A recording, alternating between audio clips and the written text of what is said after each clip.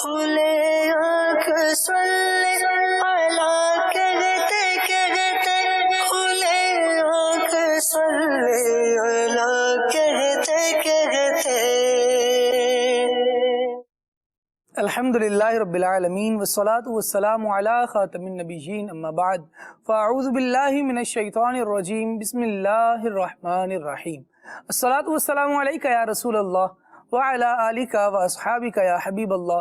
الصلاة والسلام علیکہ یا نبی اللہ وعلی آلکہ واصحابکہ یا نور اللہ. اللہ کے آخری نبی صلی اللہ تعالی علیہ وآلہ وسلم نے ارشاد فرمایا تم جہاں بھی ہو مجھ پر درود پڑھو تمہارا درود مجھ تک پہنچتا ہے. کوشش کرنی چاہیے کہ حضور جان عالم صلی اللہ تعالیٰ علیہ وآلہ وسلم پر درود السلام پڑھا جائے اور کثرت سے پڑھا جائے، اچھے انداز سے پڑھا جائے. اللہ کریم ہمیں حضور جان عالم صلی اللہ تعالیٰ علیہ وسلم کی یاد کو اپنا معمول بنانے کی توفیق عطا فرمائے. ہماری ڈیلی روٹین کا یہ حصہ رہے. آئیے درود پاک پڑھ لیتے ہیں. صلو علی الحبیب صلی اللہ تعالی علی محمد صلی اللہ تعالی علیہ وآلہ وسلم. مدنی چینل کے ناظرین آئیے سنتے ہیں تلاوت قرآن. اعوذ باللہ من الشیطان الرجیم. میں اللہ تعالیٰ کی پناہ میں آتا ہوں شیطان مردود سے. بسم اللہ الرحمن الرحیم. اللہ کے نام سے شروع جو نہایت مہربان رحم والا. وما أرسلنا من قبلك من رسول إلا نوحي إليه أنه لا إله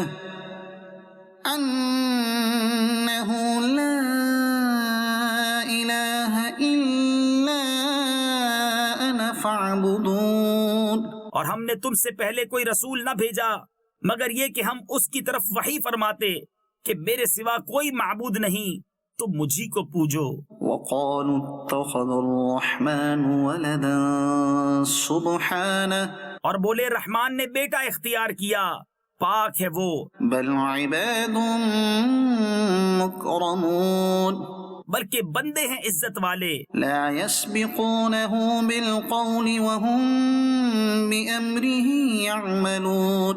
بات میں اس سے سبقت نہیں کرتے اور وہ اسی کے حکم پر کار بند ہوتے ہیں. يعلم ما بين أيديهم وما خلفهم ولا يشفعون إلا لمن ارتضى وهم من خشيته مشفقون. وہ جانتا ہے جو ان کے آگے ہے اور جو ان کے پیچھے ہے، اور شفاعت نہیں کرتے مگر اس کے لیے جسے وہ پسند فرمائے، اور وہ اس کے خوف سے ڈر رہے ہیں. ومن يقل منهم إني إله من دونه فذلك نجزيه جهنم. اور ان میں جو کوئی کہے کہ میں اللہ کے سوا معبود ہوں تو اسے ہم جہنم کی جزا دیں گے. كذلك نجزي الظالمين. ہم ایسی ہی سزا دیتے ہیں ستمگاروں کو. أولم ير الذين كفروا أن السماوات والأرض كانتا رتقا ففتقناهما. کیا کافروں نے یہ خیال نہ کیا کہ آسمان اور زمین بند تھے تو ہم نے انہیں کھولا. وجعلنا من الماء كل شيء حي افلا يؤمنون. اور ہم نے ہر جاندار چیز پانی سے بنائی تو کیا وہ ایمان نہ لائیں گے. وجعلنا في الأرض رواسي أن تبيد بهم وجعلنا فيها فجاجا سبلا لعلهم يهتدون.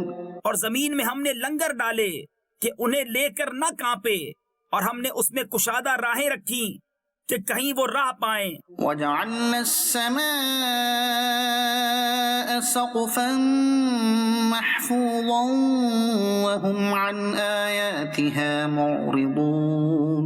اور ہم نے آسمان کو چھت بنایا، نگاہ رکھی گئی اور وہ اس کی نشانیوں سے روح گرداں ہیں۔ وهو الذي خلق الليل والنهار والشمس والقمر اور وہی ہے جس نے بنائے رات اور دن اور سورج اور چاند، كل في فلك يسبحون ہر ایک ایک گھیرے میں پیر یعنی تیر رہا ہے۔ وما جعلنا لبشر من قبلك الخلد اور ہم نے تم سے پہلے کسی آدمی کے لیے دنیا میں ہمیشگی نہ بنائی، أفإن مت فهم الخالدون تو کیا اگر تم انتقال فرماؤ تو یہ ہمیشہ رہیں گے۔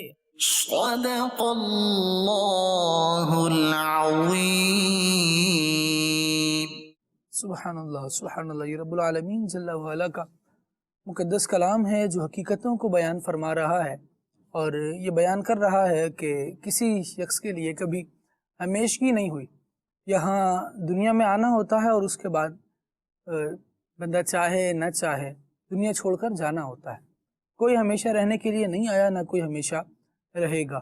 ہمیشہ رہنے والی ذات جو ہمیشہ سے ہے، ہمیشہ رہے گی، وہ ایک ہی ہے، اور وہ اللہ وحدہ لا شریک کی ہے۔ وہ مالک ہے، وہ خالق ہے، وہ پیدا کرنے والا ہے، وہ ہمیشہ سے ہے، اس نے ہمیشہ رہنا ہے۔ جو خالق ہے اس کی نرالی شان ہے، لیکن جو مخلوق ہے وہ یہ دیکھ لے کہ اس کے لیے فنا ہے۔ وہ پیدا ہوئی ہے تو اس نے دار بقا کی طرف بھی جانا ہے، اس کا اینڈ بھی ہونا ہے۔ ان ساری چیزوں میں مدنی چینل کے ناظرین ہمیں ایک بات، ایک پیغام بڑی اچھی طرح یاد رکھنا چاہیے کہ ہمارے رب نے جو ہمیں پیدا فرمایا ہے یوں ہی زندگی گزارنے کے لیے چھوڑ نہیں دیا کہ جیسی چاہیں گزاریں، جس کو چاہیں ستائیں، جس کو چاہیں ٹھکانے لگائیں، جس کا چاہیں جو چاہیں برا حال کر دیں۔ ایسا نہیں ہو سکتا۔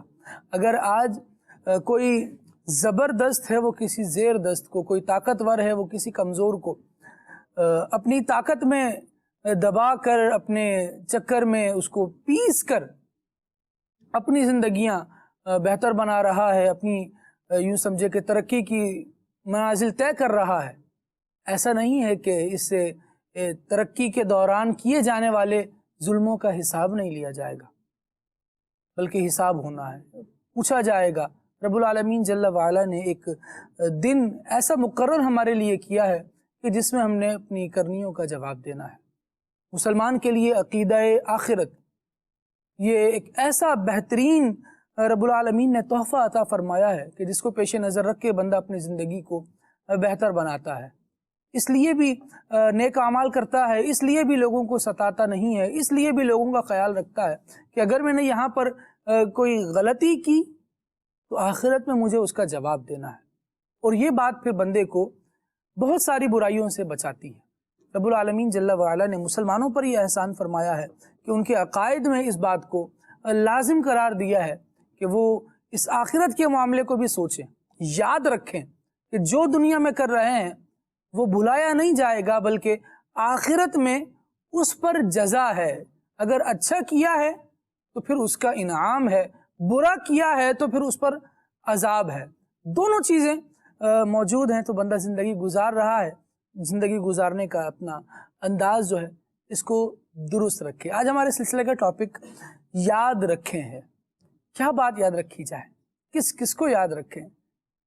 ایک تو یہ بات رہی کہ بندہ اپنی آخرت کو یاد رکھے کہ وہ دن بھی آنا ہے، لیکن دنیا میں بھی بہت سارے لوگ ہم سے ملتے ہیں اور کسی کے ملنے کا انداز یاد رہ جاتا ہے، اور کبھی کوئی ایسا ستاتا ہے تو بندہ بولتا ہے میں تمہیں کبھی بھولوں گا نہیں، یاد رکھوں گا تم نے میرے ساتھ کیا کیا ہے، جو تم نے انداز اختیار کیا ہے۔ اور ایسی بہت ساری باتیں ہیں جو یاد رکھی جاتی ہیں۔ کچھ چیزیں وہ ہیں جن کو یاد رکھنے کا حکم ہے لیکن بندہ بھلا رہا ہوتا ہے۔ وہ کیا ہیں؟ انشاءاللہ جیسے آگے بڑھیں گے تو سلسلے میں بہت ساری باتیں اللہ نے چاہا تو شامل رہیں گی، سیکھنے کو ملیں گی۔ ابتدا سے ہی یہ نیت کر لیجئے کہ انشاءاللہ جو کچھ سنیں گے، سیکھیں گے، اسے یاد بھی رکھیں گے، عمل بھی کریں گے، کوشش کریں گے کہ دوسروں تک پہنچانے میں بھی کامیاب ہو جائیں، کہ یہ کوشش بھی بڑی اچھی ہے۔ بندہ دوسروں تک کوئی اچھی بات تبھی پہنچائے گا جب اچھی سنی ہوئی کو یاد رکھ پائے گا۔ اللہ کریم ہمیں توفیق خیر عطا فرمائے۔ تو توجہ کے ساتھ شامل بھی رہنا ہے۔ ابھی ایک کلام شامل کرتے ہیں۔ وقار بھائی ہمارے ساتھ موجود ہیں، بہت پیارے ثناء خواں ہیں، بہت پیارے نعت خواں ہیں۔ انشاءاللہ ان سے کلام لیں گے. پھر مبلغین میں ہمارے ساتھ وقار بھائی کے ساتھ مولانا ایاز جامع اتاری موجود ہیں، انشاءاللہ ان کے مدنی پھول ہوں گے. اور میرے دل کی جانب موجود ہیں مولانا راشد نور مدنی، انشاءاللہ آپ کی گفتگو بھی شامل سلسلہ رہے گی. ابھی وقار بھائی کی جانب بڑھتے ہیں. جی وقار بھائی. صلی اللہ علی محمد صلی اللہ علیہ وآلہ وسلم. صلی اللہ علیہ یا رسول اللہ وسلم علیہ یا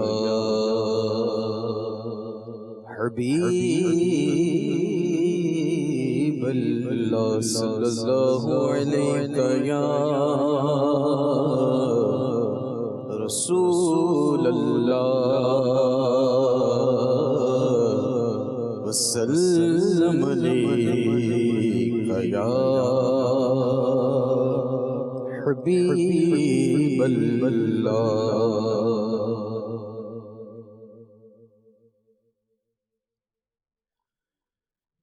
جتنا میرے خدا کو ہے میرا نبی عزیز،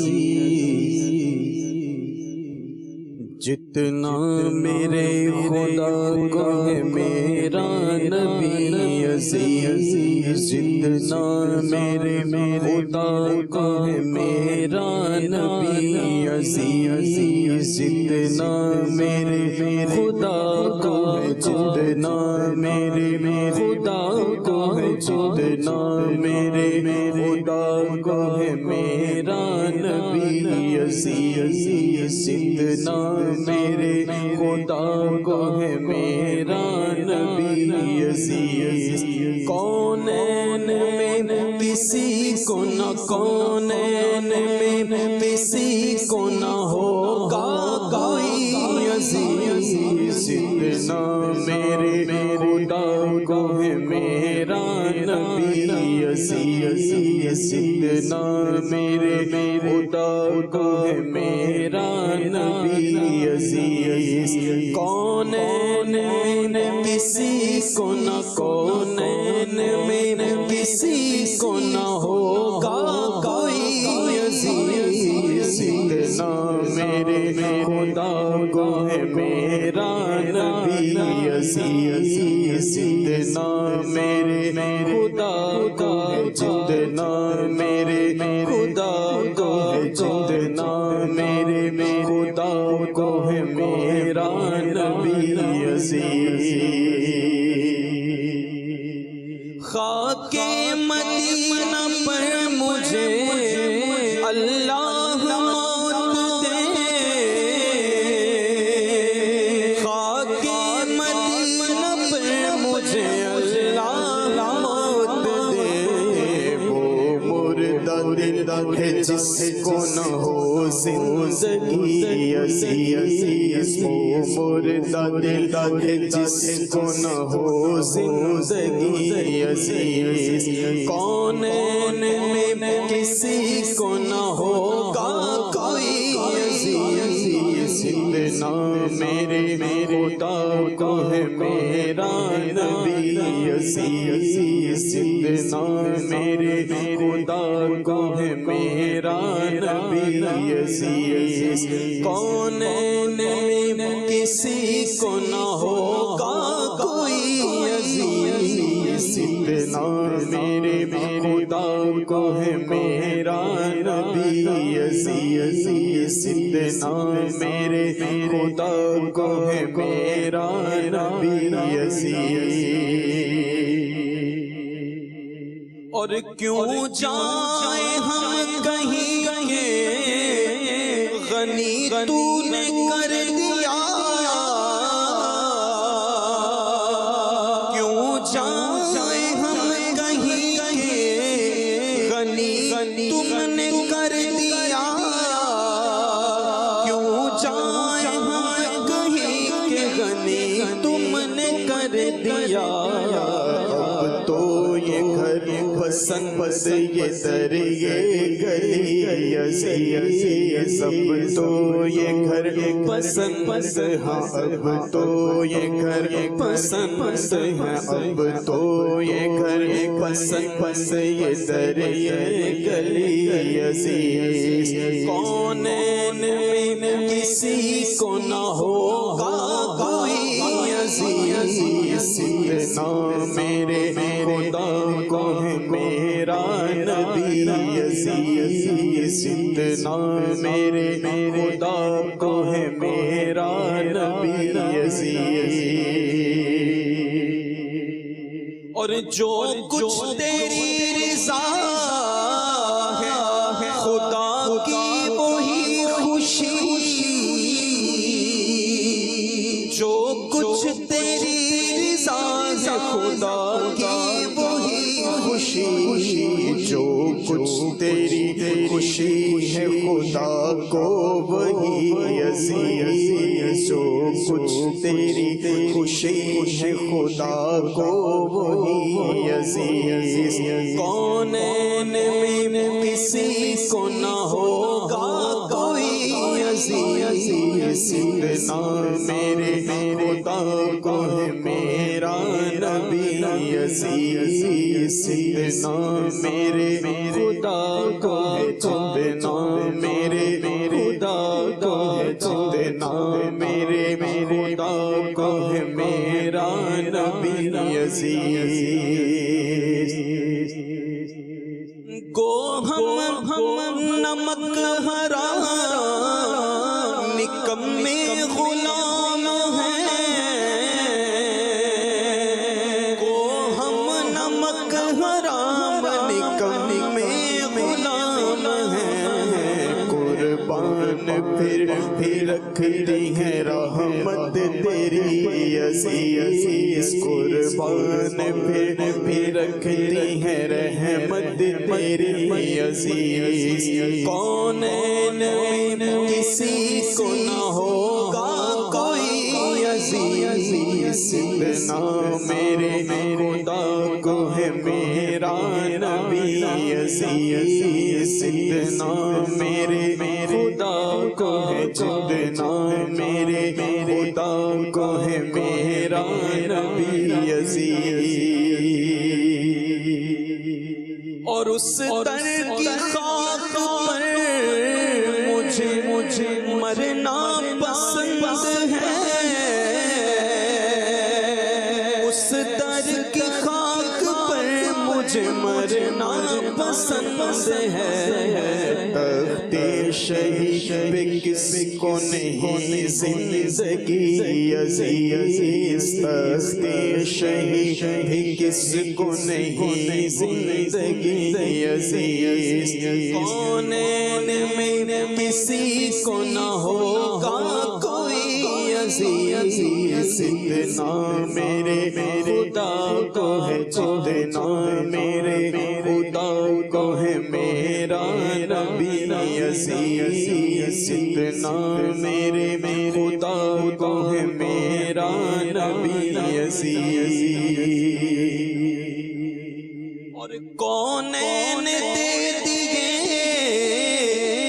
کونین دے دیے ہیں تیرے اختیار میں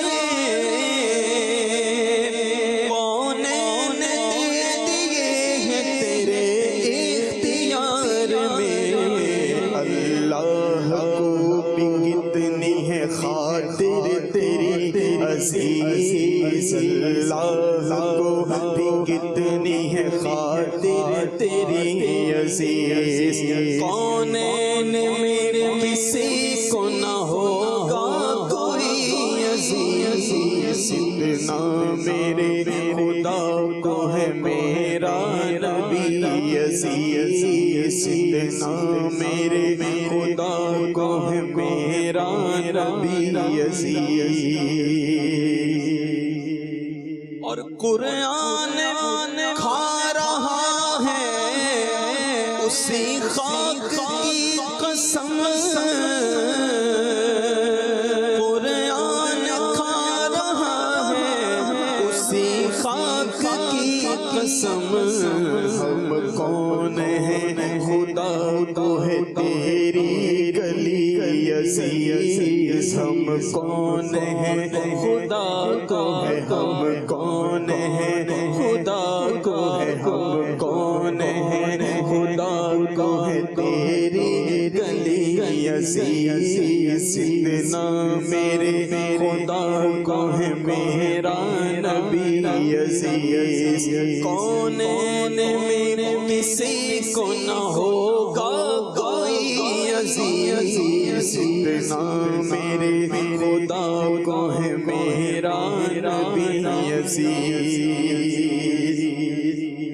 اور محشر میں تو جہاں کو خدا کی خوشی کی چاہ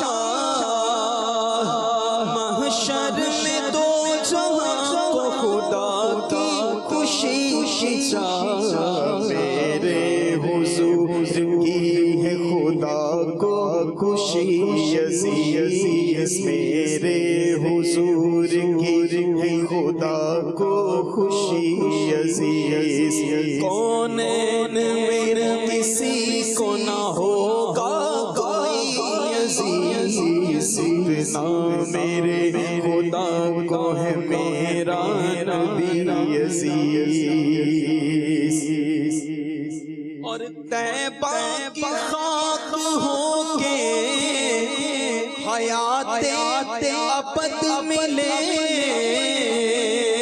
طیبہ کی خاک ہو کے حیات ابد ملے اے جاں پل پل تجھے ہے اگر زندگی عزیز اے جاں پل پل تجھے ہے اگر زندگی عزیز اے جاں پل پل تجھے ہے اگر زندگی عزیز اتنا میرے خدا کو ہے میرا نبی عزیز اتنا میرے خدا کو ہے میرا نبی عزیز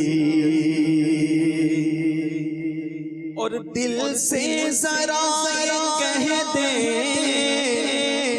ان کا غلام ہوں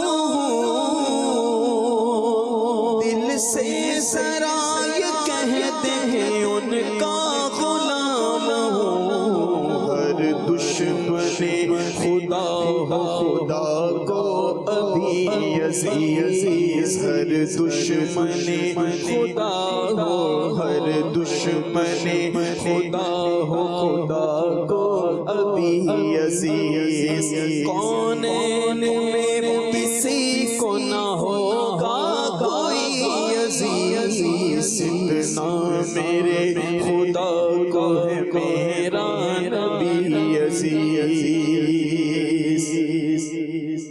اور طیبہ کے ہوتے خلدے پری کیا کروں حسن طیبہ کے ہوتے خلدے پری کیا کروں حسن مجھ کو یہی پسند ہے مجھ کو یہی عزیز مجھ کو یہی پسند ہے مجھ کو یہی پسند ہے مجھ کو یہی پسند ہے مجھ کو یہی عزیز مجھ کو یہی پسند ہے مجھ کو یہی عزیز اتنا میرے خدا کو ہے چھوڑنا میرے خدا کو ہے میرا نبی عزیز کونین میں کسی کو نہ ہوگا کوئی عزیز اتنا میرے خدا کو ہے میرا نبی عزیز سبحان اللہ استاد زمن شہنشاہ سخن برادر اعلی حضرت مولانا حسن رضا خان رحمۃ اللہ تعالی علیہ کا بہت پیارا کلام ماشاء اللہ۔ اللہ پاک جل وعلا کو مصطفیٰ کریم صلی اللہ تعالی علیہ وسلم سے بہت محبت ہے، پھر جو ان سے محبت کرتا ہے وہ اللہ تبارک و تعالیٰ کو عزیز ہوتا ہے، پیارا ہوتا ہے، اللہ تبارک و تعالیٰ اسے اپنے محبوبوں میں شامل کرتا ہے۔ اللہ کریم ہمیں حضور جان عالم صلی اللہ تعالیٰ علیہ وسلم کی اتباع نصیب فرمائے کہ یہ اتباع، یہ حضور کی پیروی، حضور کے پیچھے چلنا، حضور کی سنتوں کو اپنانا، یہ وہ کام ہے جو بندے کو اللہ تبارک و تعالیٰ کا محبوب بنا دیتا ہے۔ مدنی چینل کے ناظرین، ٹاپک ہے یاد رکھیں۔ اور جب بندہ اپنی زندگی گزار رہا ہوتا ہے تو اپنے آئینے کو بھی دیکھتا ہے، شیشے کے سامنے کھڑا ہوتا ہے تو یاد کر رہا ہوتا ہے، جی کیا بات ہے، میرے بال کیسے ہیں اور میرا انداز کیسا ہے، میرا اسٹائل کیسا ہے، میں کیسا لگ رہا ہوں، یہ ساری چیزیں یاد کرتا ہے۔ کاش ایک اور چیز ہے، ایک اور ذات ہے جسے یاد رکھا جائے۔ حضور جان عالم صلی اللہ تعالیٰ علیہ وآلہ وسلم جب اس طرح اپنا چہرہ دیکھا کرتے تو رب العالمین جل وعلا کو یاد کرتے اور فرماتے اللہم انت حسنت خلقی فحسن خلقی۔ حالانکہ ان سے بہترین اخلاق کس کے ہیں، لیکن اس کے باوجود نبی اکرم صلی اللہ تعالیٰ علیہ وسلم کی دعاؤں میں سے ایک یہ دعا ملتی ہے کہ وہ آئینہ دیکھ کر بھی یہ ارشاد فرماتے کہ میرے مولا تو نے مجھے اچھا پیدا فرمایا ہے، خوبصورت بنایا ہے، تو میرے اخلاق کو بھی بہتر کر دے۔ ایاز بھائی، اللہ رب العالمین جل وعلا کو بندہ اٹھتے بیٹھتے یاد رکھے، ہم حضور کی انداز زندگی میں دیکھتے ہیں، حضور کی دعاؤں میں دیکھتے ہیں، لمحہ لمحہ، یعنی گھر میں داخل ہو رہے ہیں دعا، گھر سے نکل رہے ہیں دعا، اور اس طرح سے مختلف مواقع پر اللہ تبارک و تعالیٰ کو یاد رکھنا جو سب سے اعلیٰ، سب سے افضل، سب سے اہم کام ہے۔ کیا فرمائیے گا؟ بسم اللہ الرحمن الرحیم۔ بلا شبہ خالد بھائی، اللہ تبارک و تعالیٰ کی یاد، یعنی کہ جنرلی اگر ہم دیکھیں نا تو انسان کس کو یاد رکھتا ہے؟ عمومی طور پر جو ہے وہ بندہ کے ساتھ اگر کوئی بھی اچھائی کا معاملہ کرتا ہے، کوئی خیر کا معاملہ کرتا ہے، کوئی ہیلپ کر دیتا ہے، کوئی مدد کر دیتا ہے، تو یا کوئی مسکرا کر ملتا ہے، کوئی اچھے طریقے سے بات کرتا ہے، الغرض جو بھی ایک انداز دنیا میں زندگی گزارنے کے ہیں، کسی بھی حوالے سے جو ایک دل کو بھا جاتا ہے، انسان اس کو جو ہے وہ مطلب یاد رکھتا ہے۔ اور عمومی طور پہ اس کے پیچھے ایک وجہ نظر آتی ہے کہ احسان۔ اگر ہم ان ساری چیزوں کو دیکھیں کہ احسان اور بھلائی کی وجہ سے عمومی طور پر بندہ معاشرے میں لوگوں کو یاد رکھتا ہے، تو اگر انسان اس بات پر غور کرے کہ خالق کائنات سے بڑھ کر کسی کے احسان اس کی ذات پر ہیں، یقیناً نہیں۔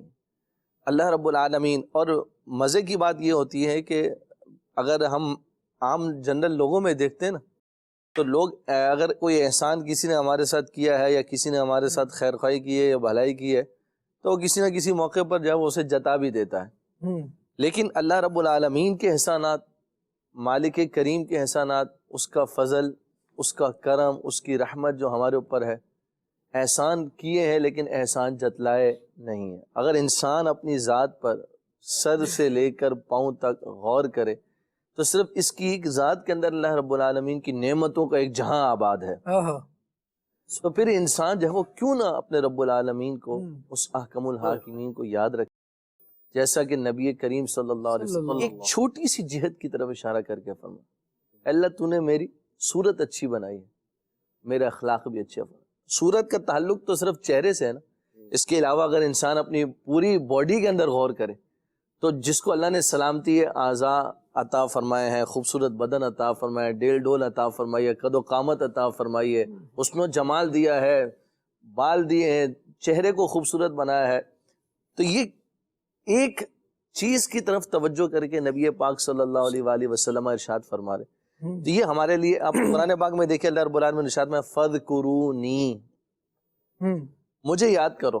اللہ رب العالمین نے اس بات کا حکم ارشاد فرمایا، یعنی کہ ہم اللہ رب العالمین کو کس طرح یاد کریں، کس طرح یاد رکھنا چاہیے، کیسا یاد رکھنا چاہیے۔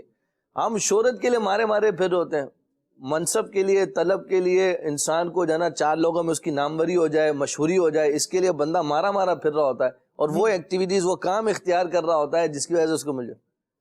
ارے آئیے، اللہ رب العالمین نے کلام مجید فرقان حمید میں ارشاد فرمایا، فَذْكُرُونِی، مجھے یاد کرو، اذکرکم، ارشاد فرمایا میں تمہارا چرچا کر دوں گا، میں تمہاری شہرت کر دوں گا۔ اب دیکھیے اللہ رب العالمین کو جو بندہ یاد کرتا ہے، اللہ رب العالمین کا جو ذکر کرتا ہے، اللہ رب العالمین کے احسانات کو مانتا ہے، مالک کریم اس کا شہرہ فرما دیتا، اس کا چرچا فرما دیتا۔ نبی کریم صلی اللہ علیہ وآلہ وسلم کی ذات والا شان جو مقصود کائنات ہے، وجہ تخلیق کائنات ہے، کتنا چرچا فرما رہے ہیں۔ جیسا کہ آپ نے ذکر فرمایا کہ ہر موقع پر نبی پاک علیہ الصلوۃ والسلام کی دعا موجود ہے، اللہ رب العالمین کی طرف لو لگی ہوئی ہے۔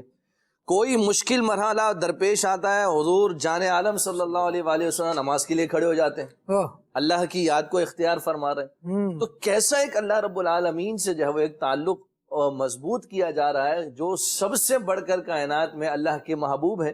تو اس بات کو ارشاد بتایا جا رہا ہے کہ جو محبوبیت عطا ہوئی ہے وہ اللہ کی یاد کی برکت سے عطا ہوئی۔ سبحان اللہ۔ تو ہم بھی اگر چاہتے ہیں کہ ہم چاہیں کہ ہم معاشرے کے اندر ہمیں عزتیں ملیں، عروج ملیں، ترقیاں ملیں، تو سب سے بڑھ کر اپنے مالک کریم اور خالق کائنات کے احسانات کو ماننا شروع کریں، اس رب العالمین کی یاد کو اپنے دل میں ہم جو ہے وہ جگہ دیں، اس اپنے معاملات کے ذریعے، اپنے افعال کے ذریعے، اپنی عادات کے ذریعے، اپنے اطوار کے ذریعے ہم اللہ پاک کی گویا کہ یاد کو اجاگر کرتے رہیں۔ تو میں سمجھتا ہوں کہ جو ہے وہ یہ سب سے بہترین اور سب سے اولین یاد رکھنے کی چیزوں میں یہ ہے کہ بندہ جو ہے وہ اللہ پاک کو یاد رکھے۔ بالکل بجا فرمایا ایاز بھائی، لیکن میں چاہ رہا ہوں کہ اس پر بھی تھوڑا سا اگر آپ ارشاد فرمائیں۔ آپ نے فرمایا اپنے افعال کے ذریعے، اپنے اعمال کے ذریعے۔ اب ڈیلی روٹین میں تو آپ ایک عام آدمی کی زندگی دیکھیے، وہ صبح اٹھتا ہے شام تک بہت سارے معمولات ہیں اس کے جو وہ کر رہا ہے، کھا رہا ہے، پی رہا ہے، کما رہا ہے، لوگوں کے لیے اہتمام کر رہا ہے، لوگوں سے مل رہا ہے، سبھی کچھ کر رہا ہے۔ ان ساری چیزوں میں اللہ تبارک و تعالیٰ کی یاد کیسے آئے؟ اللہ تبارک و تعالیٰ کی یاد کا ایک بہترین ذریعہ جس کو آپ کہیے خالد بھائی، وہ ہے کلام مجید فرقان حمید کی تلاوت۔ قرآن کریم فرقان حمید کی تلاوت جو کہ کلام اللہ ہے، اللہ پاک کا کلام ہے، صحیح، اس کی تلاوت جو ہے یہ اللہ رب العالمین کو یاد کرنے کا ایک بہترین ذریعہ ہے۔ واہ، نماز اگر ہم جو ہے وہ کہنا اپنے روزمرہ کے معمولات کی بات کریں تو نماز کی ادائیگی جو ہے وہ کہنا یہ اللہ رب العالمین کی یاد کا بہترین ذریعہ ہے۔ جیسے کہ بزرگ و صوفیاء فرماتے ہیں، جو چاہے کہ اللہ رب العالمین سے ہم کلام ہو، اللہ رب العالمین سے گفتگو کرے، باتیں اسے چاہیے کہ نماز ادا کرے، نماز پڑھنا شروع کر دے، اور جو چاہے کہ رب اس سے باتیں کرے تو پھر اسے چاہیے کہ وہ کلام مجید فرقان حمید کی تلاوت کرے۔ تو یہ ایک یاد کا ایک اللہ رب العالمین کی، یوں آپ سمجھیے کہ ذکر کا ایک کتنا بہترین ذریعہ ان دو جملوں کے اندر بیان کر دیا گیا کہ نماز اور تلاوت۔ بہت اعلیٰ۔ تو ہم جہاں پر دیگر کام کرتے ہیں، اچھائی کے کام، بھلائی کے کام، جو شریعت کی تعلیمات ہیں، اس کے ساتھ ساتھ ایک براہ راست یاد کرنے کا طریقہ یہ ہے کہ اللہ رب العالمین کا کلام جو ہمارے درمیان موجود ہے، ہم اس کی تلاوت کریں،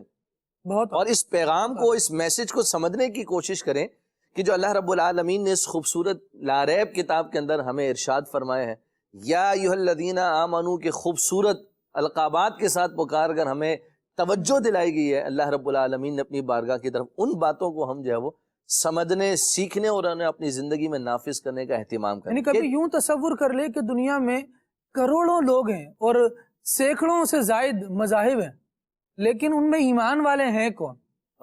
وہ ہم ہی تو ہیں۔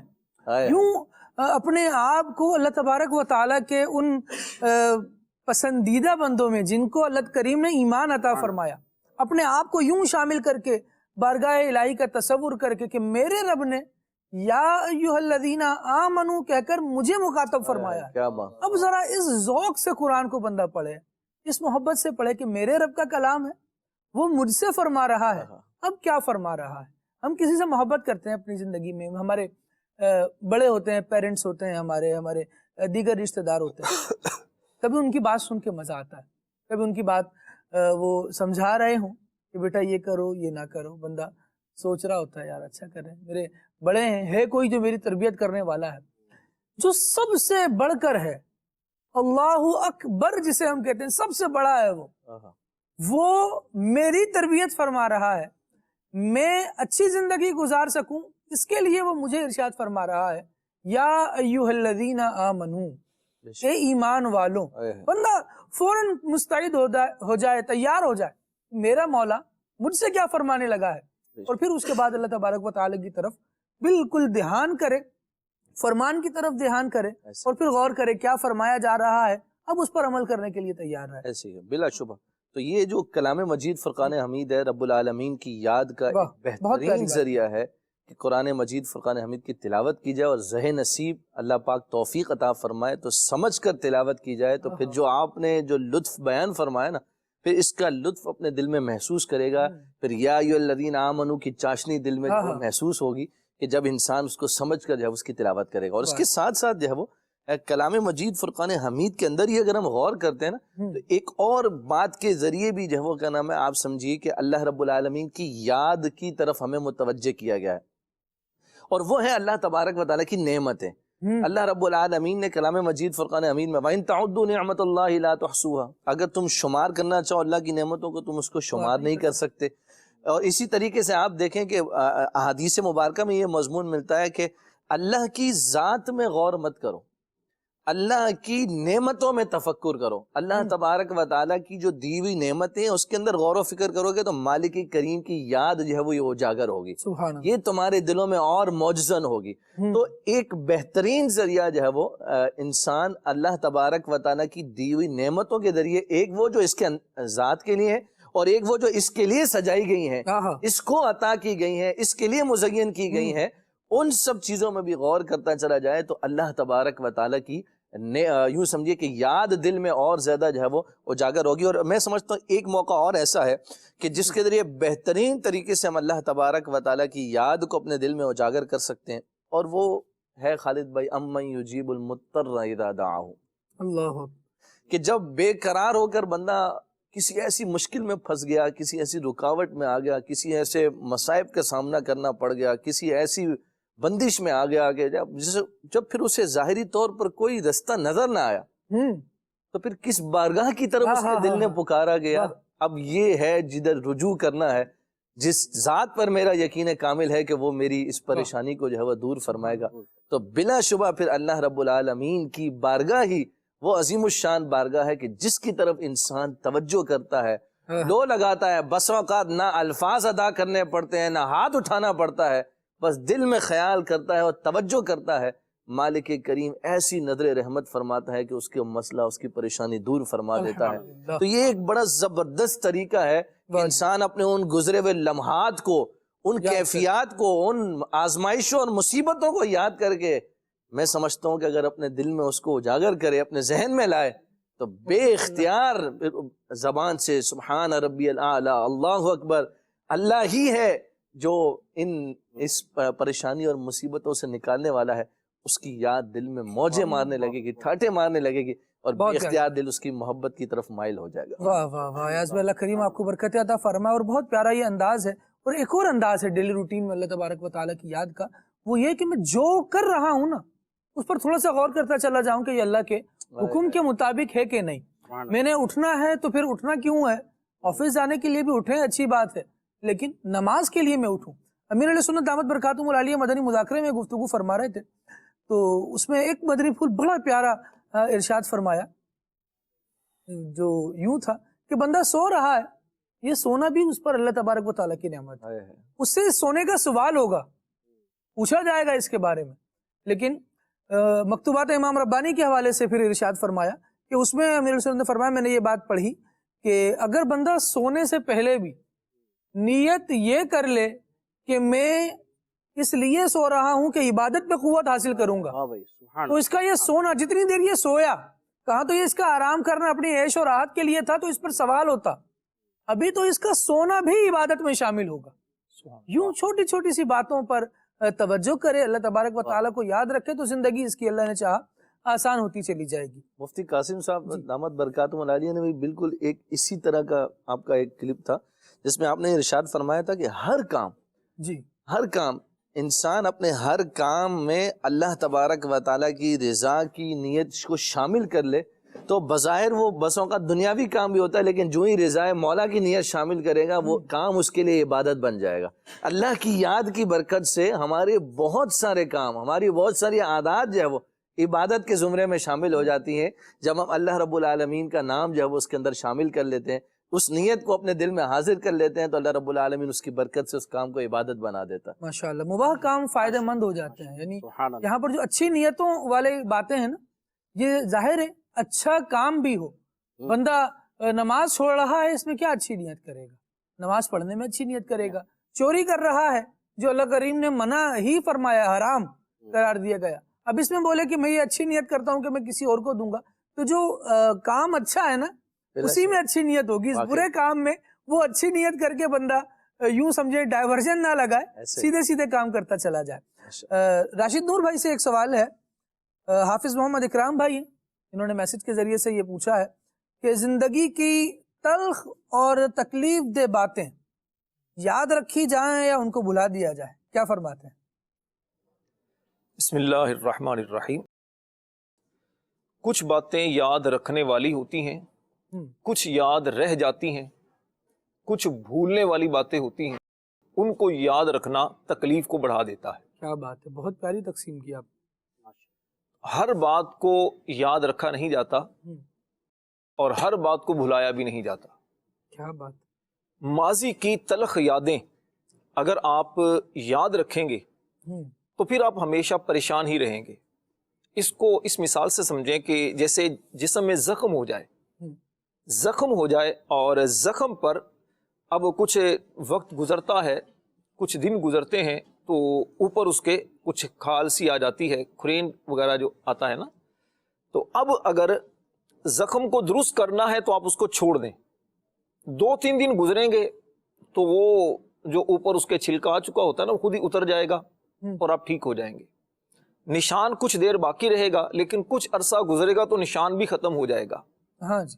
لیکن اگر آپ نے جلد بازی میں کیا کیا کہ اوپر جو چھلکا وغیرہ آ چکا ہے، ابھی تازہ تازہ ہی زخم ہے، زیادہ پرانا نہیں ہوا، آپ نے اس کو اتار دیا، نتیجہ کیا ہوگا؟ دوبارہ خون نکل آئے گا، دوبارہ آپ کو تکلیف دے گا. ماضی کی تلخ یادیں بھی کچھ ایسی ہی ہوتی ہیں.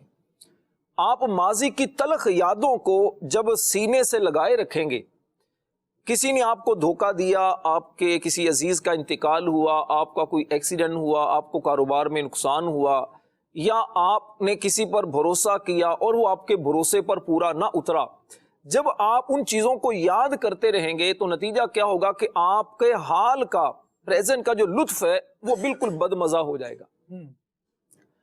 آپ جب جب ان چیزوں کو، تلخ یادوں کو یاد رکھیں گے، اظہار کرتے رہیں گے تو نتیجہ یہ ہوگا کہ آپ اپنی خوشیوں کو بھی خراب کر لیں گے. اس کو یوں سمجھیے جیسے آپ کے کسی عزیز کا انتقال ہوا آج سے 10 سال پہلے، آپ کے جوان بیٹے کا مثلا انتقال ہوتا ہے، اب آپ کے دوسرے بیٹے کی شادی ہوتی ہے، تو آپ اس شادی کے موقع پر اپنے 10 سالہ جو انتقال ہو چکا بیٹا، اس کے ذکر کو لے کر بیٹھ جائیں اور رونا دھونا شروع کر دیں. کاش میرا وہ بیٹا بھی ہوتا تو کتنا اچھا ہوتا، یا کاش میرے ابا جی اگر ہوتے تو کتنا اچھا ہوتا. ذکر کیا، ان کی باتیں شروع کر دیں، خوشیوں بھرا ماحول رونے دھونے میں ہو جائے گا. خوشیوں کو یوں سمجھیے کہ نظر لگ جائے گی. تو آپ ماضی کی جو تلخ یادیں ہوتی ہیں ان کو یاد نہیں رکھا جاتا. ہاں، یاد رکھنے والی چیزیں کیا ہوتی ہیں؟ ماضی کی ان باتوں کو بندہ ہمیشہ یاد رکھے کہ مجھ سے گناہ ہو گیا تھا. یاد رکھیں گے تو گناہوں سے نفرت رہے گی، توبہ کا ذہن بنتا رہے گا، اللہ سے ڈر آپ کو لگا رہے گا. ماضی کے آپ، کسی نے آپ کو اگر دھوکہ دیا تھا، کچھ ایسی چیز ہو گئی تھی، آپ صرف اس بات کو ذہن میں نہ رکھیں فلاں بندے نے دھوکہ دیا تھا. جب یہ چیزیں ذہن میں رکھیں گے، جب جب وہ بندہ سامنے آئے گا پھر یادیں تازہ ہوں گی، آپ کے دل میں نفرت، کینہ، بغض، عداوت، بدلہ لینے کا ایک وہ جو چیز ہے نا وہ پیدا ہوتی رہے گی. درگزر کریں گے، کھلے دل سے معاف کریں گے، دل کو قرار آئے گا، سکون آئے گا. وہ حدیث پاک میں آتا نا کہ مومن ایک سوراخ سے 2 مرتبہ ڈسا نہیں جاتا. تو اس کا یہ مطلب ہرگز نہیں کہ آپ اس بندے کو ذہن میں بٹھا کر اس کے لیے کینہ دل میں بٹھا لیں. اس کا مطلب یہ ہے کہ آپ اب دوبارہ اس کے ساتھ کوئی ایسا معاملہ نہ کریں، کاروبار وغیرہ نہ کریں، یا کوئی ایسی چیز نہ کریں کہ جس کا آپ کو پہلے تجربہ ہو چکا ہے کہ آپ پھر دوبارہ دھوکے کے اندر مبتلا ہو جائیں. تو خلاصہ کلام یہ ہے جو ہمارے بھائی نے سوال کیا ہے کہ ماضی کی تلخ یادوں کو آپ یاد نہ کرتے رہیں، ان کو بھلا دینا ہی اچھا ہوتا ہے. گناہوں کو یاد کریں، یہ انشاءاللہ آپ کو نیکیوں کی طرف لے کر جائیں گے. نیکیوں کو یاد نہ رکھیں کہ میں نے نیکیاں کون سی کی تھی، کیونکہ آپ کے پاس اس کی کوئی گارنٹی نہیں کہ نیکیاں آپ کی قبول ہوئی ہیں یا نہیں ہوئی. لیکن گناہوں کا کنفرم ہے کہ گناہ جو آپ ہوئے ہیں نا وہ غلط ہی تھے، وہ غلط ہی تھے، وہ بالکل بھی اچھے نہیں تھے. توبہ کرتے رہیں گے، اللہ کی رحمت سے امید رکھیں گے تو اللہ کی رحمت سے امید ہے کہ گناہ معاف ہو جائیں گے. سبحان اللہ. اللہ کریم ہمیں اپنی ذات کی طرف لو لگانے کی توفیق عطا فرمائے. اور تلخ یادیں، تلخ تجربات کبھی کبھار ہوتا تو ایسا ہے کہ یہ بہت کچھ سکھا کے جاتے ہیں، تو جو سیکھا ہو نا اس کو یاد رکھا جائے.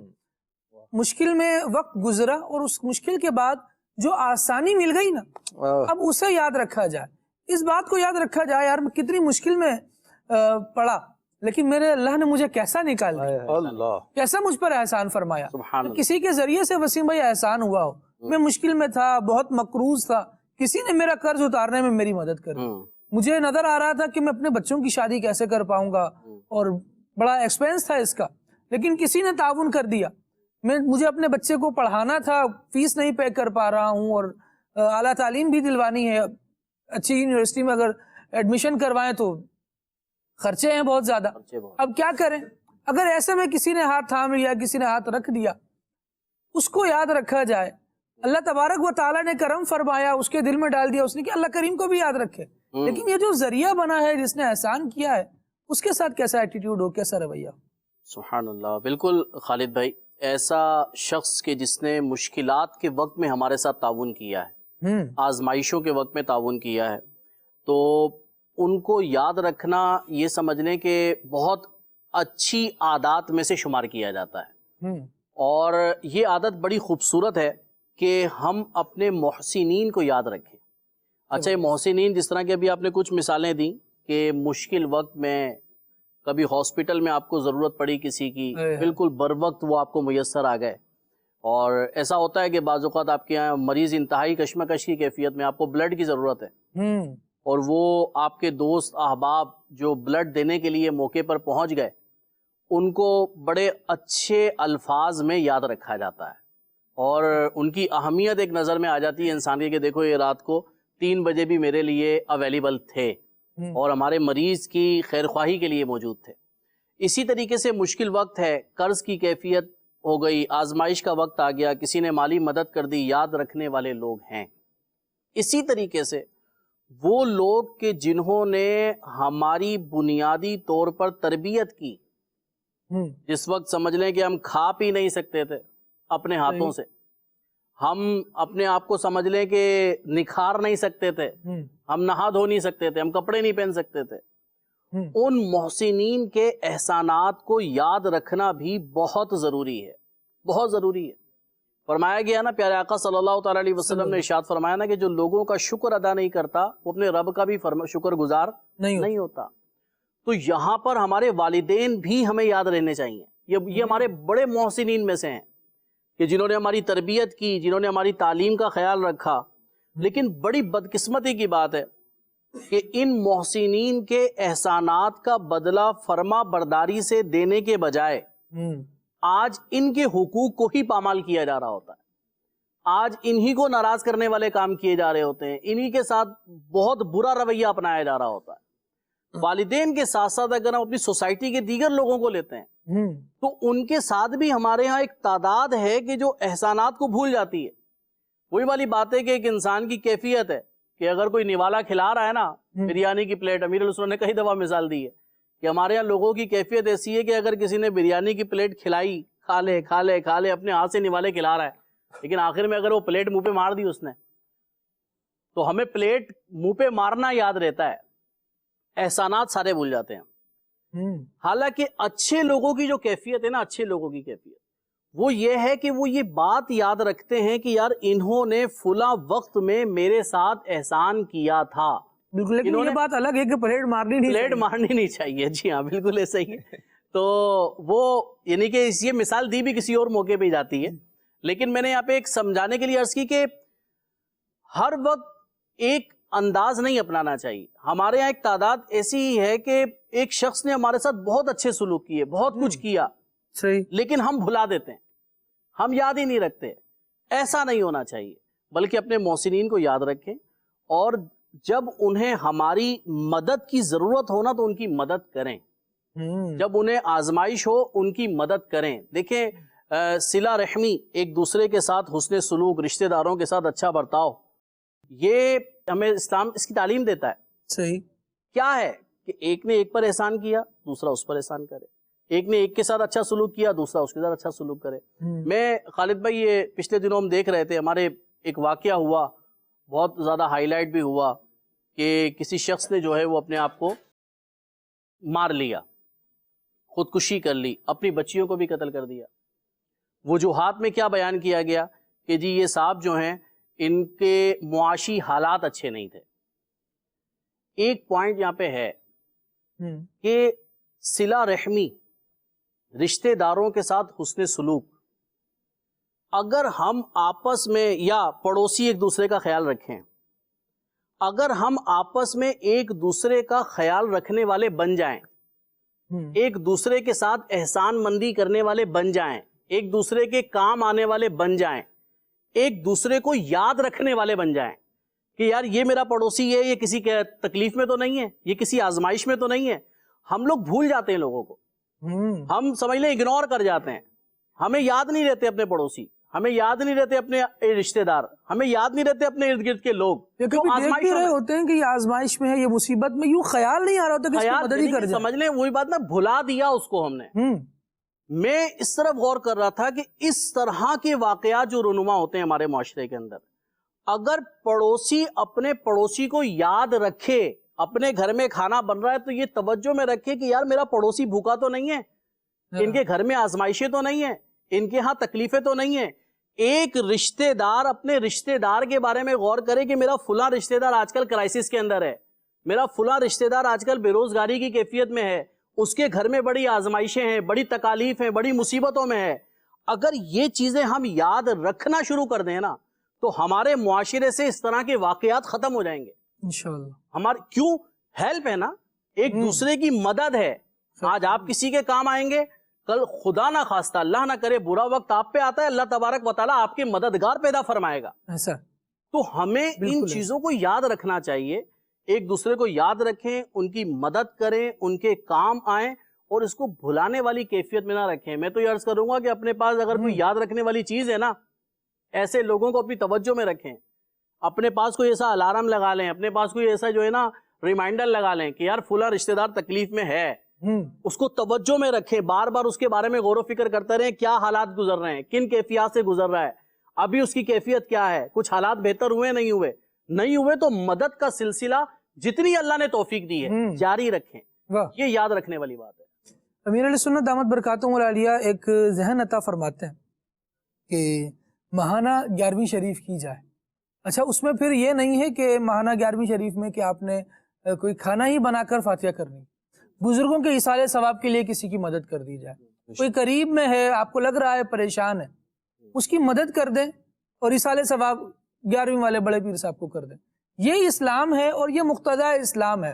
اسلام یہ چاہتا ہے کہ مسلمان ایک دوسرے کے ساتھ مربوط ہو کے رہیں, تعلق ان کا بندہ رہے, قائم رہے, ایک دوسرے کی خیرخواہی کرنے والے, مدد کرنے والے ہوں. اگرچہ الحمدللہ یہ بھی ایک اچھا انداز ہے کہ 11ویں شریف ہوئی, کھانے پکائے گئے, ابھی محرم شریف کی نیازیں ہوئی اور اس میں الحمدللہ مسلمانوں کی طرف سے یوں لنگر حسینی کا بھی ایک سلسلہ رہا اور نظر و نیاز تقسیم ہوتی رہی. بہت اچھا انداز ہے. لیکن یہ بھی ایک چیز ہے جس کو ایڈ کرنا چاہیے اپنی زندگی میں, لوگوں کی مدد ہونی چاہیے, خیر خواہی ہونی چاہیے. ہم سے یوں سوال نہ ہو, ہماری طرف یوں انگلی نہ اٹھائی جائے کہ یوں کر لیا اور یوں نہیں کیا. نیکی کوئی بھی ہے اسے کرٹیسائز نہ کیا جائے, اس کو اپریشیٹ کیا جائے, اس کو یوں سمجھیں کہ سراہا ہی جائے. لیکن مسلمانوں میں بہتر وہ ہے خیر الناس من ينفع الناس, جو لوگوں کو فائدہ دینے والا ہے. اب دیکھ لیں کہ کہاں کہاں ہم لوگوں کو کیا کیا فائدہ دے سکتے ہیں. میری کس ہیلپ کی کس طبقے کو زیادہ ضرورت ہے وہ میں چاہوں تو پرووائڈ کر سکتا ہوں تو مجھے کرنا چاہیے. اپنی توجہ کو لائیں. کبھی ایسا ہوتا ہے کہ بندہ خود پریشان ہوتا ہے نا, تو پھر اسے پریشان حالوں کا خیال آ رہا ہوتا ہے. اسی لیے آپ کو روزہ رکھنے کی ایک باقاعدہ مشق پورے مہینے کروائی جاتی ہے, تو آپ کو پتہ چلتا ہے کہ جن کو نہیں کھانے کو ملتا وہ کیسے زندگی گزار رہے ہوتے ہیں. بہت ساری عبادات ہماری جو ہیں وہ اسی تناظر میں. نماز با جماعت کے جو فوائد بیان کیے گئے, علماء نے جو اس میں حکمتیں بیان کی وہ یہ کہ جب ایک محلے کے افراد اپنے محلے کی مسجد میں نماز کے لیے آ رہے ہوں گے تو ایک دوسرے سے دن میں 5 بار ملنے کا سلسلہ ہوگا، ملاقات کا اندازہ ہوگا، آپ کو اندازہ ہوگا کہ دوسرا بندہ کس کیفیات میں ہے، اور پھر اگر نہیں پائیں گے اس کو، نہیں آ رہا، بیمار ہے تو اس کی مدد ہوگی، پریشان حال ہے اس کی پریشانی پوچھی جائے گی، بندے کے ذہن میں آئے گا اس کی مدد کریں۔ یہ چھوٹی چھوٹی باتیں وہ ہیں جن کو اگر ہم یوں سوچیں کہ اسلام ہمیں مربوط رہنے کا کہہ رہا ہے، بہت فائدہ ہوگا، اپنی ذات کو بھی انشاءاللہ اس کا فائدہ ہوگا، یوں کہ ثواب بھی ملے گا، اور بھلائی کریں تو اللہ کریم کے یہاں سے بھلایا نہیں جاتا، بلکہ بھلے آدمی کا بھی چرچا ہو جاتا ہے، چھپ کر نیکی کرتا ہے اللہ کریم اس کو اور زیادہ شہرہ عطا فرماتا ہے۔ تو یوں چھپ کر بھی نیکیاں ہوں، جہاں مدد کا معاملہ ہے وہاں مدد بھی ہو، جہاں با جماعت نمازیں ہیں مل کر نیکی کرنے کا حکم ہے وہ بھی کیا جائے۔ اللہ کریم ہمیں توفیق خیر عطا فرمائے۔ کچھ کالز آپ کی شامل کرتے ہیں۔ ماشاء اللہ، مرحبا، سلسلہ کلیان صلی اللہ کہتے مرحبا، تمام اسلامی بھائیوں کی آمد مرحبا۔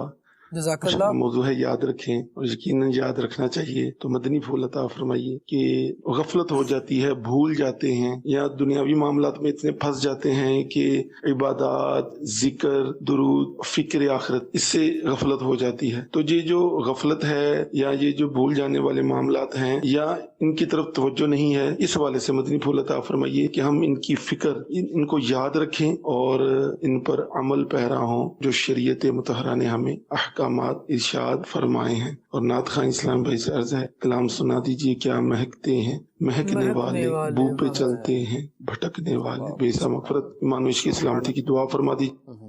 آمین آمین۔ اللہ کریم رحمت فرمائے، ہم سب کی بے حساب مغفرت فرمائے، حضور جان عالم صلی اللہ تعالیٰ علیہ وسلم کے دائرے پاک کی بادب ذوق والی حاضری ہمارا مقدر فرمائے۔ کیا کہیں گے راشد بھائی کال کے جواب میں؟ ایک روایت ہے، البر لا یبلا والذنب لا ینسا، نیکی پرانی نہیں ہوتی اور گناہ بھلایا نہیں جاتا۔ اس چیز کو اگر یاد رکھ لیں، ماضی میں اگر آپ نے گناہ کیے ہیں تو ایسا نہیں کہ وہ اب آپ نے ایک مرتبہ توبہ کی اور یہ ذہن میں بٹھا لیں کہ جناب میرے گناہ تو معاف ہو چکے ہیں، اب مجھے مزید توبہ کرنے کی، مزید اللہ سے استغفار کرنے کی حاجت نہیں۔ اور نیکیاں آپ نے ماضی میں جو بھی کی ہیں یہ ذہن میں رکھ کر نیکیاں کرنا نہ چھوڑ دیں کہ نیکیاں میں بہت کر چکا ہوں، راہ خدا میں بہت دے چکا ہوں، بہت زیادہ ذکر کر چکا ہوں، صدقہ و خیرات بھی بہت دے چکا ہوں، لہذا اب مجھے مزید کچھ نیکیاں کرنے کی حاجت نہیں ہے، یہ میری نجات کے لیے کافی ہے۔ نیکیاں کی ہیں، اللہ کی رحمت سے امید رکھیں کہ انشاءاللہ اس کا اچھا اجر و ثواب ملے گا۔ اگر گناہ ہو چکے ہیں تو گناہوں سے ڈرتے رہیں اور توبہ اور استغفار کرتے رہیں۔ جب یہ چیز ذہن میں رہے گی تو انشاءاللہ غفلت نہیں ہوگی۔ دوسری چیز، حضرت عمر فاروق رضی اللہ تعالی عنہ نے جو اپنی انگوٹھی پر ایک عبارت لکھی ہوئی تھی، کفا بالموت واعظا، نصیحت کے لیے موت کافی ہے۔ جب آپ موت کو یاد رکھیں گے تو موت آپ کو بہت کچھ سمجھا دے گی۔ موت کو یاد رکھیں گے تو موت آپ کو غفلت سے بیدار رکھے گی۔ موت کو یاد رکھیں گے تو موت آپ کو گناہوں سے دور رکھے گی، نیکیاں کرنے کی طرف ابھارتی رہے گی۔ موت ایک ایسی اٹل حقیقت ہے کہ جس کا انکار نہ آپ کر سکتے ہیں، نہ میں کر سکتا ہوں، نہ دنیا کا کوئی بندہ کر سکتا ہے۔ دنیا کے اندر کروڑوں اربوں لوگ بستے ہیں، موت کا انکار کرنے والا آپ کو کوئی ایک بندہ بھی نہیں ملے گا۔ موت ایک ایسی اٹل حقیقت ہے، ایسا نہ ہو کہ موت کا وقت قریب آ جائے، نزا کا عالم طاری ہو جائے اور پھر آپ کہیں کاش میں کچھ نیکیاں کر لیتا، کاش راہ خدا میں کچھ خرچ کر لیتا، کاش میں توبہ کر لیتا، پھر وقت نہیں ملے گا۔ رب کریم قرآن پاک میں ارشاد فرماتا ہے وَأَنفِقُوا مِمَّا رَزَقْنَاكُمْ، فرمایا کہ ہمارے دیے ہوئے میں سے ہماری راہ میں خرچ کرو، مِن قبل ان یأتی احدکم الموت، قبل اس کے کہ تم میں سے کسی کو موت آئے، فیقولا، تو وہ کہے ربی لولا اخرتنی الی اجل قریب، اے میرے رب تو نے مجھے تھوڑی مہلت مزید کیوں نہ دی، تو نے مجھے تھوڑی مہلت کیوں نہ دی کہ میں فاصدق واکم من الصالحین، کہ میں صدقہ کرتا اور نیکوں میں سے ہو جاتا۔ لیکن جب موت کا وقت آ جائے گا تو اس وقت اللہ کا پھر وعدہ کیا ہے، وَلَن يُؤَخِّرَ اللَّهُ نَفْسًا إِذَا جَاءَ أَجَلُهَا، اللہ ہرگز کسی کو اب مہلت نہ دے گا جب اس کا وقت آ جاتا ہے۔ جب موت کا وقت آ جائے گا تو اب اسے مہلت نہیں دی جائے گی. واللہ خبیر بما تعملون، اور اللہ جانتا ہے جو کچھ تم کرتے ہو. سورہ منافقون کی آیت نمبر 10 اور 11 یہ ہے جو میں نے آپ کے سامنے پڑھی ہے. اس کا ذہن میں رکھیں کہ جب موت کا وقت آئے گا تو اس وقت پھر مہلت نہیں ملے گی. موت کے وقت اب پچھتاوے کیا ہوت جب چڑیاں چگیں گی. تو اس کو ہمیشہ یاد رکھیں. تو اس سے کیا ہوگا کہ انشاءاللہ غفلت طاری نہیں ہوگی. ایک اور چیز کیا ہے کہ آپ کی داڑھی کے بال سفید ہوتے ہیں، سر کے بال سفید ہوتے ہیں، اس سے بھی غافل نہ ہو کہ خیر ہے نزلے کی وجہ سے ہو گیا، خیر ہے بیماری کی وجہ سے کچھ بال سفید ہو گئے. یہ موت کے قاصد ہیں. پہلے آپ بالکل سیڑھیاں جلدی جلدی چڑھ جاتے تھے، تھکاوٹ نہیں ہوتی تھی. اب آپ کچھ سیڑھیاں اوپر جاتے ہیں، تھکاوٹ ہونا شروع ہوتی ہے. پہلے آپ میلوں سفر پیدل کر لیا کرتے تھے، پریشانی نہیں ہوتی تھی. اب کچھ ہی دیر آپ چلتے ہیں تو آپ کو تھکاوٹ ہونا شروع ہو جاتی ہے. پہلے جس طرح جسم کے اندر توانائی تھی، طاقت تھی، اب ویسی نہیں محسوس ہوتی. اب آپ کو تھکاوٹ محسوس ہوتی ہے، تکلیف محسوس ہوتی ہے، یا آپ کچھ نہ کچھ بیماریوں کے اندر مبتلا ہو چکے ہیں. تو یہ آپ کے لیے موت کے قاصد ہیں، یہ آپ کے لیے پیغامبر ہیں، آپ کے الارم ہے آپ کو کہ جناب تھوڑا ہوشیار ہو جائیں. اب آپ موت کی طرف تیزی کے ساتھ بڑھتے چلے جا رہے ہیں. حضرت یعقوب علیہ السلام کے بارے میں امام غزالی رحمۃ اللہ علیہ نے مکاشفۃ القلوب میں نقل کیا ہے کہ حضرت ملک الموت علیہ السلام ان کے پاس آیا کرتے تھے، دوستی تھی. تو انہوں نے ایک مرتبہ ملک الموت علیہ السلام سے فرمایا کہ اے اسرائیل، جب میری موت کا وقت قریب آئے نا تو اس سے پہلے کچھ قاصد بھیج دینا، کچھ ایسی چیزیں مجھے بتا دینا، کچھ ایسے لوگ بھیج دینا جس سے مجھے پتہ چل جائے کہ میری موت کا وقت قریب ہے. جب حضرت یعقوب علیہ السلام کی موت کا وقت آ چکا، ملک الموت علیہ السلام آئے تو آپ نے فرمایا کہ میں نے تو تم سے کہا تھا کہ کچھ میرے پاس قاصد بھیج دینا، کچھ لوگ بھیج دینا جس سے مجھے پتہ چلے کہ میری موت کا وقت قریب آ چکا ہے. تو ملک الموت علیہ السلام نے عرض کی حضور، آپ کے جوانی کے بعد بڑھاپا آنا، کالے بالوں کے بعد سفید بالوں کا آنا، طاقت کے بعد کمزوری کا آنا، فرمایا یہی تو میرے قاصد ہیں، یہی تو میرے پیغامبر ہیں، یہی تو ایک میسیجز ہیں کہ جس سے موت کا ایک پتہ چل جاتا ہے. تو یہ چیزیں اگر ہم یاد رکھیں گے تو اس سے کیا ہوگا کہ غفلت طاری نہیں ہوگی. ایک تو پہلو یہ ہے کہ جب آپ اسی طرح شیشہ دیکھتے ہیں تو شیشے میں آپ اپنی شکل و صورت کو دیکھ کر رب کا شکر ادا کرتے ہیں. اس کے ساتھ ساتھ آپ تھوڑا سا یہ بھی غور کریں کہ آپ کا جسم، آپ کا چہرہ، آپ کے بال اور آپ کی خوبصورتی جو ماند پڑتی چلی جا رہی ہے، تو یہ بھی آپ کے لیے پیغامبر ہے کہ جناب اب تھوڑا سا ہوشیار ہو جائیں. موت کا وقت تو خیر کوئی پتہ نہیں، بچپن میں بھی آتی ہے، جوانی میں بھی آتی ہے، اچھے بھلے آپ سوتے ہیں، اس کے بعد اٹھنا کوئی نصیب نہیں ہوتا. لیکن جب بندہ بڑھاپے کی طرف آ گیا تو اس کے بعد اب پھر کوئی اسٹیج نہیں ہے جو دوبارہ آئے گی. بچپنے سے تو یوں ہے کہ اب جوانی آئے گی، جوانی سے بڑھاپا آئے گا، لیکن جب اس اسٹیج پر آ گیا تو پھر کچھ نہیں پتا. حالانکہ یہ بھی دیکھیں کتنے ہی بوڑھے ایسے ہیں جو جوانوں کی لاشوں کو کندھا دے رہے ہوتے ہیں. اللہ کریم اپنی رحمت عطا فرمائے اور اس کی رحمت کے سائے میں رہیں. یہاں پر موت کی بات راشد بھائی نے کی تھی تو مجھے ایک نبی پاک علیہ السلام کا ایک بڑا ہی خوبصورت فرمان یاد آ رہا تھا کہ یعنی کہ یہ لذت کی، انہوں نے غفلت کی بات کی نا کہ غفلت طاری ہو جاتی ہے، تو وہ حضور علیہ السلام کا غفلت عمومی طور پر جب بندہ لذتوں میں منہمک ہوتا ہے تو غفلت بندے کے اوپر طاری ہوتی ہے. بہت خوبصورت بات آقا علیہ السلام نے اپنے فرمان میں ارشاد فرما دی کہ لذتوں کو ختم کرنے والی موت کو کثرت سے یاد کرو. یہ ایک فرمان کو یعنی کہ اگر ہم اپنے میں سمجھتا ہوں پلے سے باندھ دینا تو یہ غفلت کا معاملہ ہے، یہ انشاءاللہ تبارک و تعالی اللہ کی رحمت سے جو ہے نا بہت حد تک ختم ہو سکتا ہے. بیٹری جب کمزور ہو جائے نا اس کو چارج کر لیا جائے تو وہ پھر ایکٹیو ہو جاتی ہے. تو غفلت طاری ہو جائے تو اپنے صحبت کے اوپر غور کر لیں، ایسی صحبت اختیار کر لیں کہ جو ہے وہ نیکوں کی صحبت ہے، جن کی برکت سے نیکیوں کا ایک جو ہے وہ سمجھیے کہ ایک ذہن بن جائے، نیکیوں کی طرف دل مائل ہو جائے. تو انشاءاللہ تبارک و تعالی یہ بھی ایک بہترین ذریعہ ہے غفلت دور ہونے کا.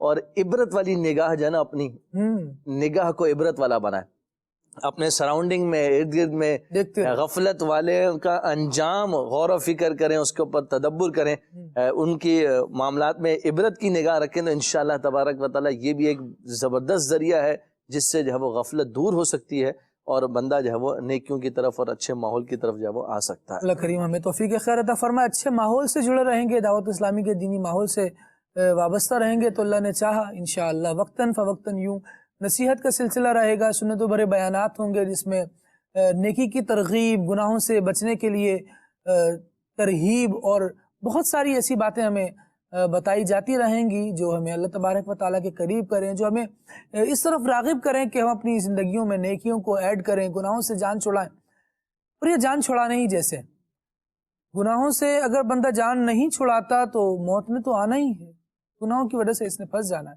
اللہ کریم ہمیں توفیق خیر عطا اہل فرمائے۔ سنت کا ایک رسالہ بھی ہے غفلت کے عنوان پر، اس کا بھی انشاءاللہ تبارک و تعالیٰ اگر مطالعہ فرمائیں گے تو بہت ساری چیزوں سے انشاءاللہ تبارک و تعالیٰ اس میں سیکھنے سمجھنے کا موقع ملے گا۔ ماشاءاللہ۔ میسیجز آپ کے کچھ شامل کرتا ہوں۔ بنت محمد اشرف ہیں، ان کا کہنا یہ ہے کہ وقار بھائی سر سے کلام سنائیں، قلب میں اشتعال رکھا ہے، سبحان اللہ۔ یہ کلام سنا دیں، میرا ڈھولا، واہ، فرام بکھر، اور قصور سے میسج ہے اور کہا جا رہا ہے کہ وقار بھائی یہ کلام سنا دیں مجھے، یہ اچھا جی ٹھیک ہے، آیا ہے بلاوا پھر ایک بار مدینے کا، سبحان اللہ۔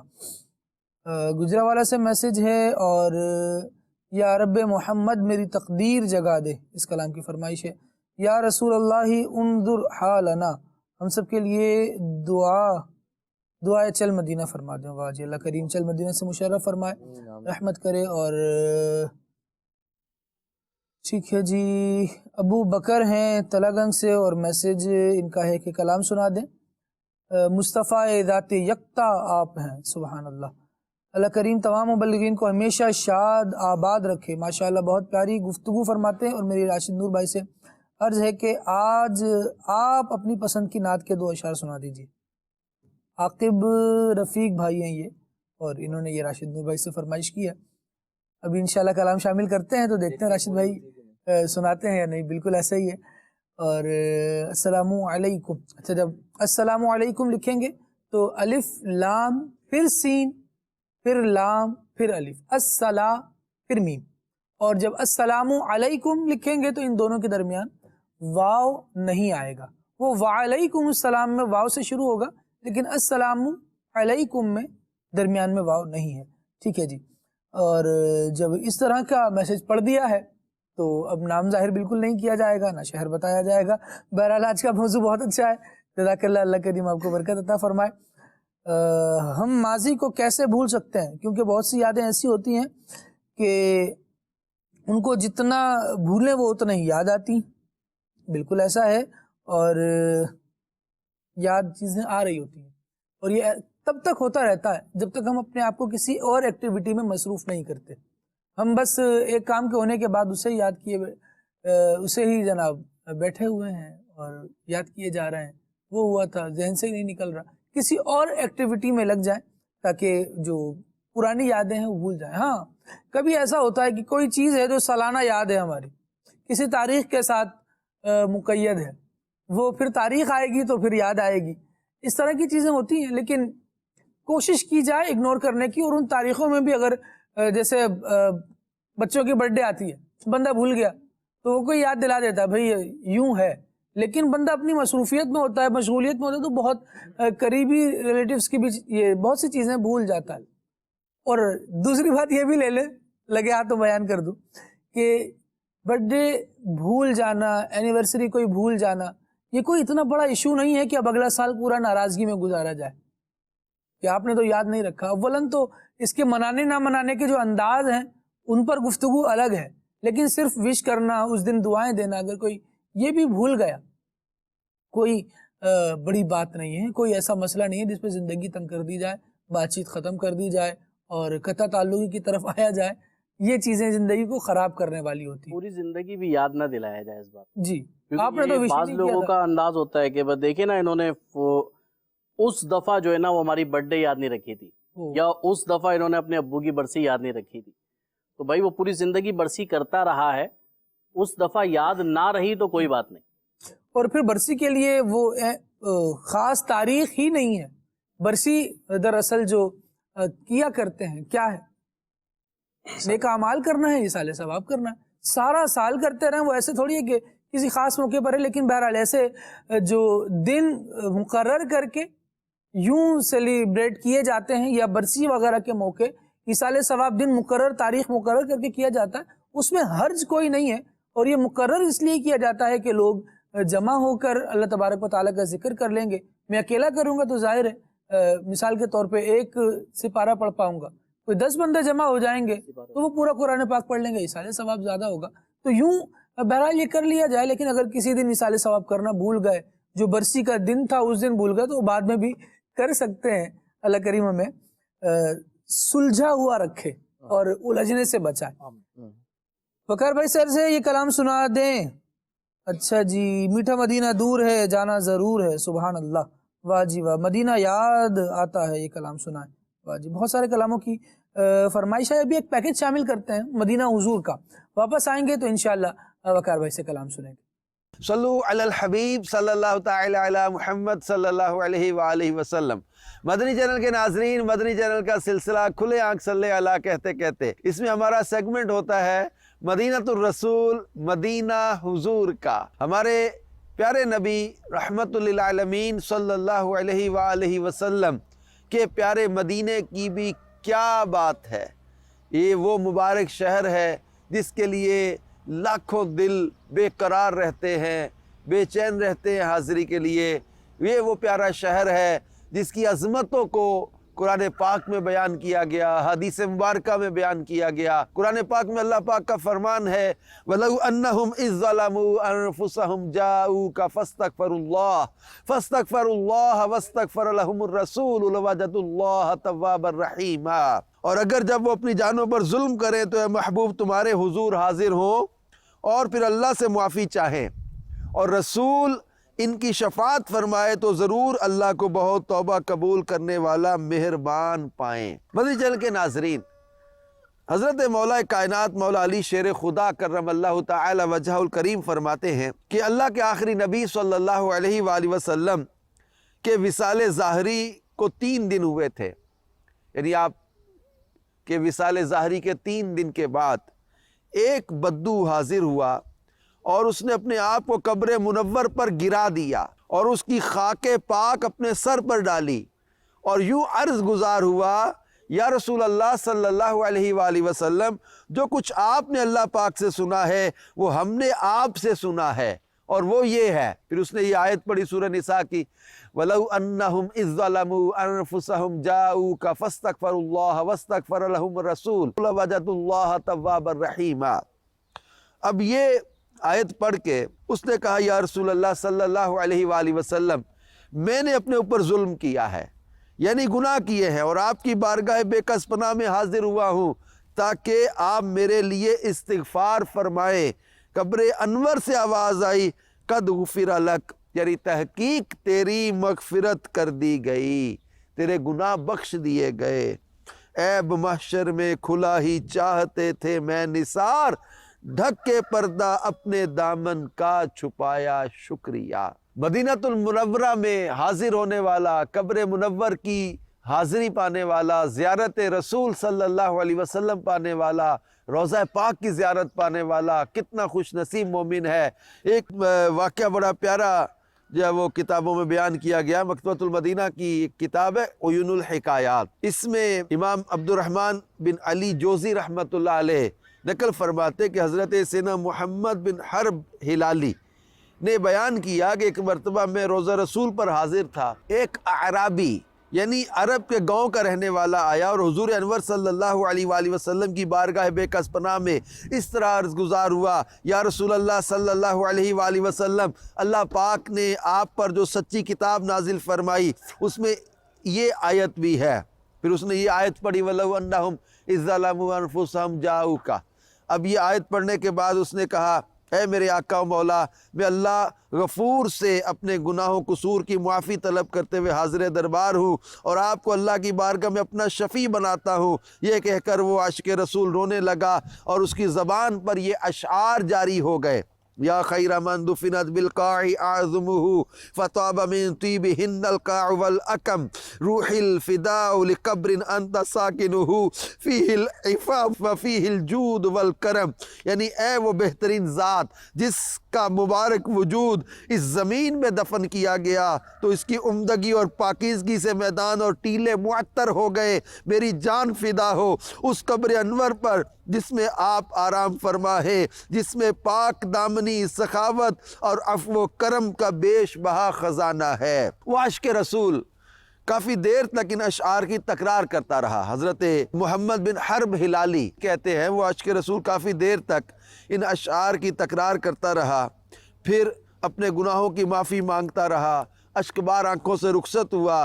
हज़रत मोहम्मद बिन हर्ब हिलाली कहते हैं मैं ये मंज़र देख रहा था, फिर जाके मैं सोया तो अल्लाह के आखिरी नबी सल्लल्लाहु अलैहि वसल्लम मेरे ख्वाब में तशरीफ़ लाए, आपने अपनी ज़ियारत का शरफ़ अता किया, फिर फरमाया इल्हक़िर रजुला फबश्शिरु अन्नल्लाह तआला क़द गफ़र लहु बिशफ़ाअती, यानी उस आराबी से मिलो और उसे खुशखबरी सुनाओ कि अल्लाह रब्बुल इज़्ज़त ने मेरी सिफारिश की वजह से उसकी मग़फ़िरत फरमा दी है। ज़ौक़े नात में बरादर आला हज़रत क्या खूब कहते थे, सरगज़श्ते गम कहूँ किससे तेरे होते हुए, किसके दर पर जाऊँ तेरा आस्ताना छोड़कर, बख्शवाना मुझसे आसी का रवा होगा किसे, किसके दामन में छुपूँ दामन तुम्हारा छोड़कर। ये है मदीनातुर रसूल, ये है हमारे हुजूर का मदीना। यहाँ आने वाला महरूम नहीं रहता, यहाँ आने वाले की बख्शिश होती है, शफात नसीब होती है, यहाँ आने वाले महरूम नहीं रहा करते। सैयद आला हज़रत इमाम अहले सुन्नत क्या खूब कहते हैं कि मुजरिम बुलाए आए हैं जाऊ का है गवाह, फिर रद्द हो कब ये शान करीमों के दर की है, मोमिन हूँ मोमिनों पे रऊफ़ व रहीम हो, साइल हूँ साइलों को खुशी ला नहर की है। अल्लाह पाक हमें भी मदीनातुर रसूल की बादब हाज़िरी अता करे और रसूल पाक सल्लल्लाहु अलैहि वसल्लम की शफ़ाअत नसीब फरमाए। आमीन बेजाहिन नबील अमीन सल्लल्लाहु अलैहि वसल्लम। अल्लाह करीम ऐसी सुबहें ऐसी शामें नसीब फरमाए कि सुबह मक्के में हो, शाम मदीने में हो और ये तकरार जारी रहे। अल्लाह करीम तौफीक खैर अता फरमाए। दुआए मदीना के भी मैसेजेस हैं, अल्लाह करीम हमें बादब हाज़िरी अता फरमाए।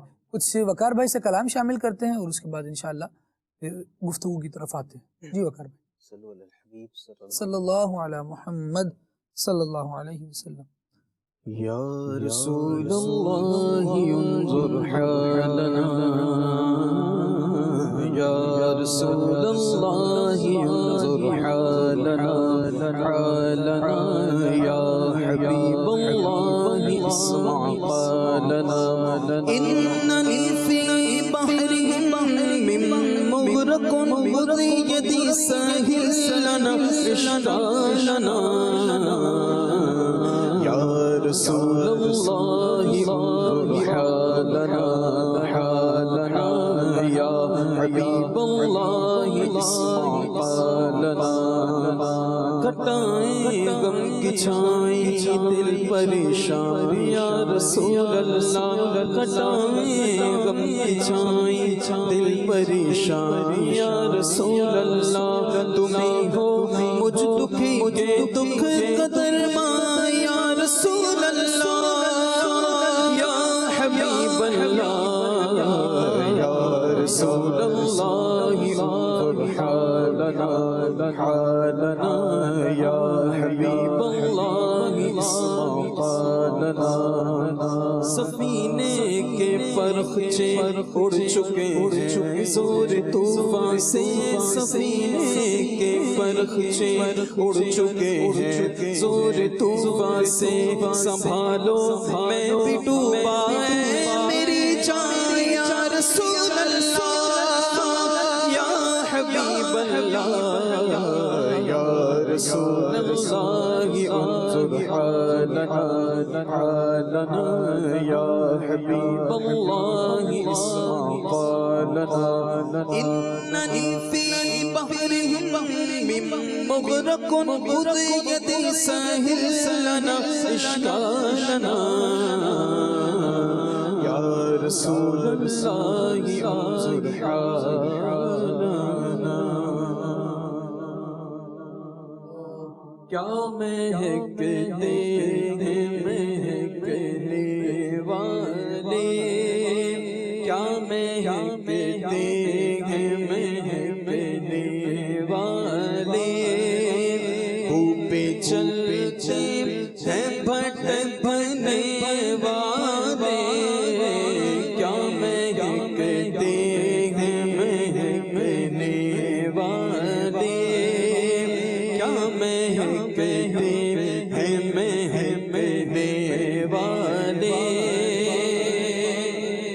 جگمگا اٹھی میری گور کی خاک جگمگا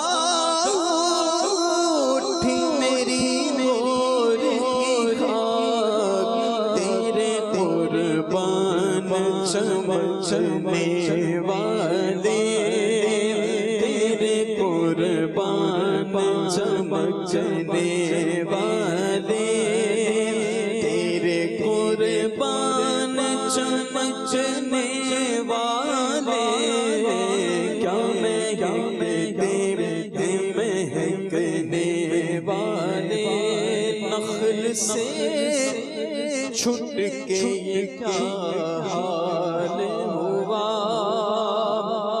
نخل سے چھٹ کے یہ کیا حال ہوا آہ او پتے کھڑکنے والے آہ او پتے کھڑکنے والے پہ چلتے ہیں بھٹکنے والے کیا مہکتے ہیں مہکنے اور مہبے داغ کے صدقے جاؤں مہبے داغ کے صدقے جاؤں مہبے داغ کے صدقے جاؤں یوں دمکتے ہیں دمکنے والے یوں دمکتے ہیں دمکنے والے یوں دمکتے ہیں دمکنے والے کیا مہکتے ہیں مہکنے والے ماشاء اللہ واہ بیٹھ ڈھولا کراں بیٹھی ساری بیٹھ ڈھولا کراں بیٹھی ساری میں مکتی مقام میں مکتی مقام تجھتی میں ہاری بیٹھ ڈھولا کراں بیٹھی ساری بیٹھ ڈھولا کراں بیٹھی ساری ہر دل تاغا یار دیا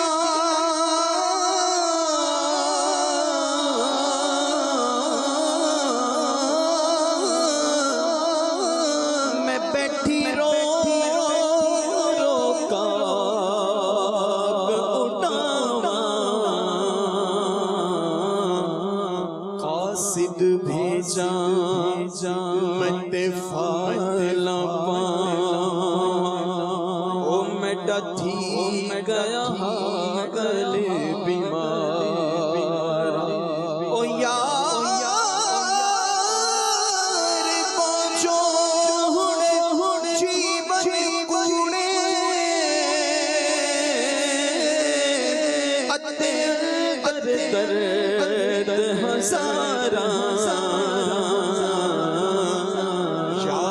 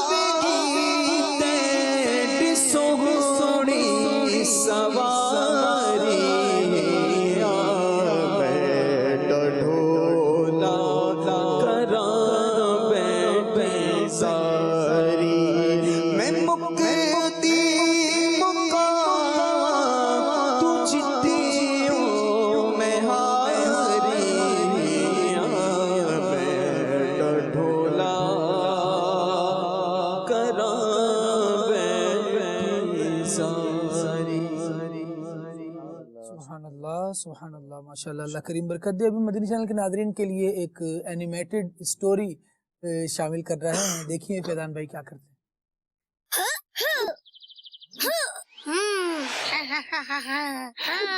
آج میں کسی کو نہیں چھوڑوں گا۔ یہ پانی کہاں سے آ رہا ہے؟ بارش تو نہیں ہو رہی۔ ارے فیضان بھائی، یہ کیا حرکت ہے؟ میری کتابیں گیلی کر دی ہے آپ نے۔ میں ابھی نیچے آ کر آپ سے بات کرتا ہوں۔ آپ جب تک نیچے آؤ گے میں بھاگ جاؤں گا۔ ارے منہ چڑھانا بری بات ہے، کتنی بار غلام رسول بھائی نے سمجھایا ہے۔ ابھی آپ بتاؤ گے مجھے یہ بات؟ یہ فیضان بھائی کو کیا ہو گیا؟ پہلے تو ایسے نہیں تھے۔ ضرور برے بچوں میں بیٹھ رہے ہوں گے۔ ڈاکٹر صاحب جلدی چلیں پیشنٹ ہے۔ ارے فیضان بھائی چھوڑے میرا ہاتھ۔ ڈاکٹر صاحب جلدی کریں، جلدی پلیز۔ ارے فیضان بھائی میں کوئی ڈاکٹر نہیں ہوں، چھوڑے میرا ہاتھ۔ کیا ہو گیا آپ کو؟ ہاں مجھے پتا ہے آپ ڈاکٹر نہیں ہیں، لیکن بے وقوف ضرور ہیں، اسی لیے تو 2 سال سے کپڑے پہن کر گھوم رہے ہیں۔ یہ آج فیضان بھائی کو کیا ہو گیا ہے؟ ایسی بدتمیزی پہلے تو نہیں کی۔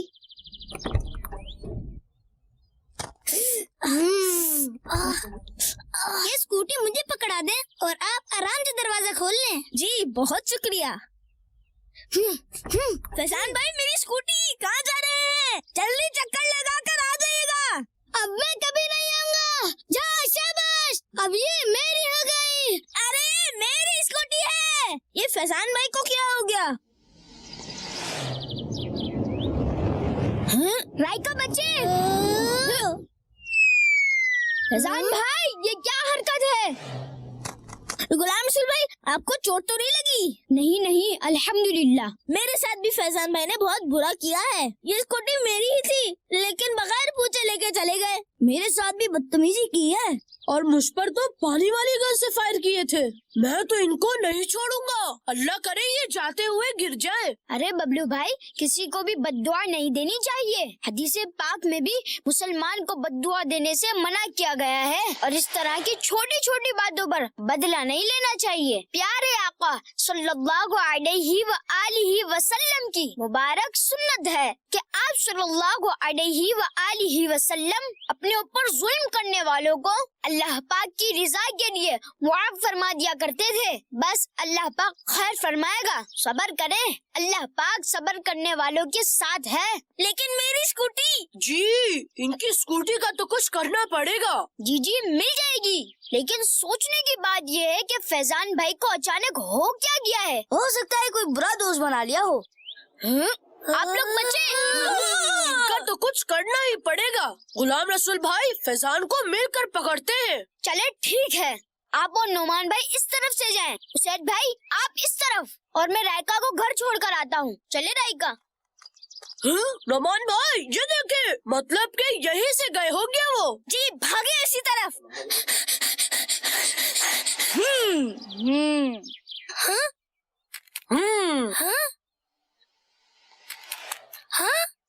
اب کہاں جاؤ گے بچوں؟ اب تو صحیح پکڑے گئے ہو۔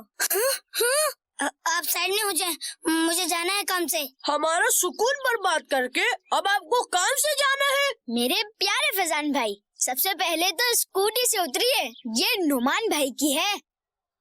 ویسے فیضان بھائی آج آپ کو ہو کیا گیا ہے، اور اتنے دنوں سے آپ ملے بھی نہیں؟ میں نے نئے دوست بنا لیے ہیں، اب مجھے آپ کی ضرورت نہیں ہے۔ جی غلام رسول بھائی کہا تھا نا میں نے، کوئی دوست مل گیا ہوگا برا نہیں ہے، وہی اچھا ہے۔ شرارتیں کرنے میں جتنا مزہ آتا ہے نا وہ کسی کام میں بھی نہیں آتا۔ فیضان بھائی آپ نے یہ جو بھی کیا سب تنگ ہوئے ہیں، یہ بہت غلط بات تھی۔ بھائی مجھے نہ سمجھائیں، میں تو ایسے ہی کرتا ہوں۔ اللہ اکبر۔ فیضان بھائی یہ بہت بری بات ہے۔ ہمارے پیارے اور آخری نبی صلی اللہ علیہ وآلہ وسلم نے ارشاد فرمایا، جس نے مسلمان کو تکلیف دی اس نے مجھے تکلیف دی، جس نے مجھے تکلیف دی اس نے اللہ تعالیٰ کو تکلیف دی، یعنی جس نے اللہ پاک کو تکلیف دی تو اللہ پاک اسے عذاب دے گا۔ جی ابھی آپ نے جو بھی کیا ہمیں تکلیف پہنچائی، नियत करें कि आइंदा ऐसा नहीं करेंगे। अच्छा ठीक है। और अगर हमसे फिर से दोस्ती करनी है तो अच्छा बच्चा बनना पड़ेगा। हम सबको अपनी सोसाइटी का अच्छा बच्चा बनकर रहना चाहिए। सोसाइटी के सब लोग हमसे खुश हों। छोटे बच्चे हमें देखकर अच्छी बातें सीखें और हमें चाहिए कि हम खुद अच्छे काम करें और दूसरों को भी अच्छी चीजें सिखाएं। बुराइयों से खुद भी रुकें और दूसरों को भी रोकें। गुलाम रसूल भाई, मुझसे गलती हो गई, सॉरी। मैं आइंदा ऐसा नहीं करूँगा और मैं आप सबसे भी सॉरी करता हूँ। जिस चीज को मेरी वजह से तकलीफ पहुँची, मैं उन सबसे सॉरी करता हूँ। गुलाम रसूल, गुलाम रसूल। यूं है कि बच्चे अगर शरारतों में आ भी जाएं तो थोड़ा सा उनके साथ मिलकर उनको समझाया भी जा सकता है और समझ जाते हैं बच्चे। अल्लाह करीम हमें समझाने वाला अच्छा अंदाज अता फरमाए। अच्छे अंदाज की बड़ी बरकतें होती हैं। और जब हम किसी की तरबियत पर गुफ्तगू कर रहे हैं, किसी को सिखाने की बात कर रहे हैं, तो उस वक्त हमें ये बात हमेशा याद रखनी चाहिए कि अब मैं सिखा रहा हूँ, समझा रहा हूँ, मनवाना ना ये हमारे ऊपर नहीं है, लाजिम नहीं है। अयाज में हम यूँ करते हैं कि मनवा कर ही छोड़ देंगे। जब मुझे समझ में आ रही हो तुम्हें क्यों नहीं आ रही, तो अब मैं इतना फोर्स करूँगा उसे कि जब तक वो मान नहीं ले, या कम अज़ कम गर्दन हिला के जबान से एक मरतबा, दिल में भले माने ना माने, एक दफा इकरार तो मेरे सामने करना ही पड़ेगा, वरना मैं जान छोड़ने वाला नहीं। इस अंदाज के क्या फवायद होते हैं या नुकसान? अंदाज के फवायद तो नहीं होते, जाहिर सी बात है, और नुकसानात ही होते।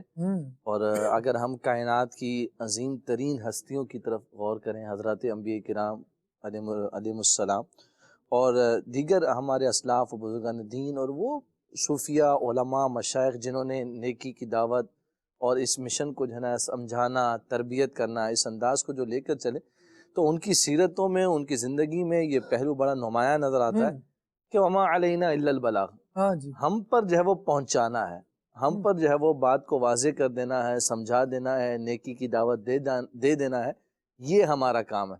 मनवाना जो है वो ये हमारा काम नहीं है। अच्छा, जो इस मिजाज के जो लोग होते हैं ना, जिनका मनवाने का या सल्लत करना जिसको हम कहें, ये जो अंदाज होता है, तो फिर उसमें बसों का ये कैफियत दिखाई दे रही होती है कि जिस्मानी तौर पर तो मनवा लेते हैं, लेकिन कल्बी तौर पर जो है वो उसको मनवाने से ज़ाहिर है कि वो आजिज़ होता है बंदा। तो ऐसा ये कोई अंदाज नहीं है, ये कोई मतलब जो है वो कहना समझ लीजिए कि वो फिर मानना भी आर्जी रहेगा, आर्जी रहेगा। एक वक्त होगा आपका तसल्लुत ख़त्म होगा, वो बात भी ख़त्म हो जाएगी, आपकी वो जो मनवाने की कैफियत थी वो भी ख़त्म हो जाएगी, वो सब हुक्म रफ़ा दफ़ा हो जाएगा। देखिए दीन इस्लाम की अल्हम्दुलिल्लाह हम पैरोकार हैं, तो ये तसल्लुत के साथ नहीं है, ये अल्हम्दुलिल्लाह दिली मोहब्बत के साथ है, ये एक जो है वो कल्बी लगाव के साथ है। इसी तरह नबी करीम अलैहिस्सलाम के इश्क और मोहब्बत और दामन इस्लाम में जो हज़रत सहाबा किराम अलैहिम रिदवान जो पैवस्ता हुए, तो वो क्या था, वो कल्बी लगाव के साथ नबी करीम अलैहिस्सलाम की हुस्ने तरबियत के साथ जो है वो क्या नाम है वो हज़रत सहाबा दीन के साथ हुए। तो फिर ऐसे हुए कि माओं के कुर्बान करने की बारी आई, या जानों के कुर्बान करने की बारी आई, या मालों के कुर्बान करने की बारी आई, सब कुछ कुर्बान कर देने का अज़म रखते थे, लेकिन हुजूर अलैहिस्सलाम का दामन छोड़ना गवारा नहीं करते थे। तो ये कैसा मिजाज था, इसके पीछे नबी करीम अलैहिस्सलाम की वो हुस्ने तालीम थी, वो प्यारा अंदाज था, वो दिल नशी अंदाज था कि जिसने लोगों को जो है वो हुजूर अलैहिस्सलाम की तरफ माइल कर दिया। तो ये बिलाशुबा हमारे लिए भी ये पैगाम है कि हम अगर किसी को समझाना चाहते हैं तो सबसे पहले इंतखाब ये करना होगा कि अंदाज, अच्छी बात अच्छे अंदाज से डिलीवर करेंगे तो इंशाअल्लाह तबारक व तआला वो इस्लाह का जाकर जरिया बनेगी, और बसों औकात नस्लों की इस्लाह का जरिया बन जाती। और अगर जो है वो कहना मैं अंदाज गलत होगा तो फिर मैं समझता हूँ कि शायद ये नस्लों के बिगाड़, यानी कम से कम उस बंदे से तो वो बंदा भी दूर होता है और अगले को ही बोल रहा है यार इस बंदे से जरा जाओ बच कर ही रहना, तो फिर जो है वो कहना मैं ये चीज़ बसों का दूर कर देने वाली होती है। तो ये अंदाज नहीं होना चाहिए। और अगर आपको बजाय लगता है कि जनाब ये मनवाने का यही अंदाज है, तो आपकी ये सोच और फिक्र जो है वो ये गलत है, इसको तरबियत की हाजत है, इसको दुरुस्त कर लें अपनी डायरेक्शन को कि वो आर्जी तौर पर ही रहेगी। आप दिलों पर आपकी हुकूमत जो है वो फिर नहीं रह पाएगा। दिलों पर हुकूमत कायम करना चाहते हैं तो फिर अच्छा समझाने का एहसन और खूबसूरत अंदाज जो है वो कुरान पाक को ही देख लीजिए। अल्लाह रब्बुल आलमीन ने कितनी प्यारी बात इरशाद फरमाई, उदउ इला सबीली रब्बिका बिल हिकमती वल मौइज़तिल हसना, अपने रब की राह की तरफ बुलाओ पक्की तदबीर और उसने मौज़त के साथ, अच्छी नसीहत के साथ اور پکی تدبیر کے ساتھ اپنے رب کی راہ کی طرف بلاؤ، تو کس پیارے انداز کے ساتھ جو ہے وہ کیا نام ہے ارشاد فرمایا گیا کہ ہم جو ہے وہ اللہ کی راہ کی طرف بلائیں یا کسی بھی نیکی کے کام کی طرف بلائیں تو ہمارا انداز کیا ہونا چاہیے. قرآن کریم نے جو ہے وہ اس کو بیان فرما دیا. تو اس انداز کو اگر ہم فالو کر لیں گے تو انشاءاللہ تبارک و تعالی اللہ نے چاہا تو یہ سمجھانا کارگر ہوگا، دیر پا رہے گا اور یہ نسلوں کی اصلاح کا ذریعہ بنے گا. سبحان اللہ، بہت پیاری بات آپ نے کی. جی خالد بھائی ایک عرض کروں گا کہ جو ابھی ہمارے ایاز بھائی نے فرمایا نا، اس میں جو اس کیفیت کا مالک ہوتا ہے نا وہ خود بھی اذیت میں رہتا ہے، ایسے ہی اس کی وہ خود بھی تکلیف میں رہتا ہے. کس کیفیت کا مالک؟ یہ کہ میں جو سمجھانا چاہ رہا ہوں نا سامنے والا لازمی سمجھے ہی سمجھے. یعنی اگر اس کی سمجھ میں میری بات نہیں آ رہی نا تو پھر بس یہ صحیح نہیں ہو رہا. ایسا شخص خود بھی اذیت میں رہتا ہے.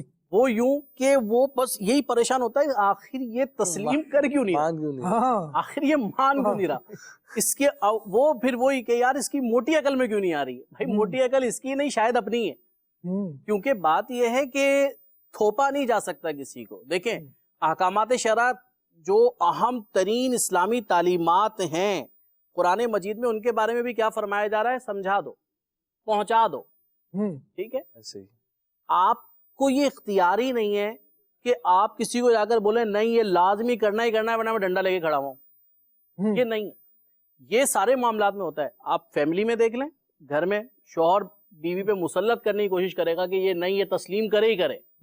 وہ نہیں کر رہی تسلیم. اب ہر بات تسلیم کرنے والی ہے بھی نہیں نا کہ اس کو وہ ایکسپٹ کر ہی لے کے نہیں بس یہ جو ہو رہا ہے. جہاں پر ایک تعلق ہے نا دینیات اور اسلامیات کا، تو وہاں پر تو یوں ہے کہ آپ نے جب اللہ اور اس کے رسول عز و جل صلی اللہ علیہ وسلم ان کو تسلیم کر لیا نا، پھر آپ نے ان کو یوں تسلیم کیا ہے کہ یہ اپنے ہر معاملے میں حق ہیں، یہ سچ ہے، انہوں نے جو فرما دیا وہ اس میں ہمارا بھلا ہے. تو پھر اب جب ان کے حکامات ہوں گے تو پھر وہ چاہے نماز ہو، چاہے روزہ ہو، حج ہو، زکوٰۃ ہو، یا دیگر جو بھی امور ہے اس کو آپ تسلیم کریں گے اور اس کو مانیں گے اور اس کو مانتے ہی چلے جائیں گے. کیونکہ آپ نے بڑوں کو جو یہ تعلیم فراہم کرنے والے ہیں، ہم تک لانے والے اور پہنچانے والے ہیں، یا عطا فرمانے والا مالک و مولا ہے، ان کو سچ تسلیم کر لیا.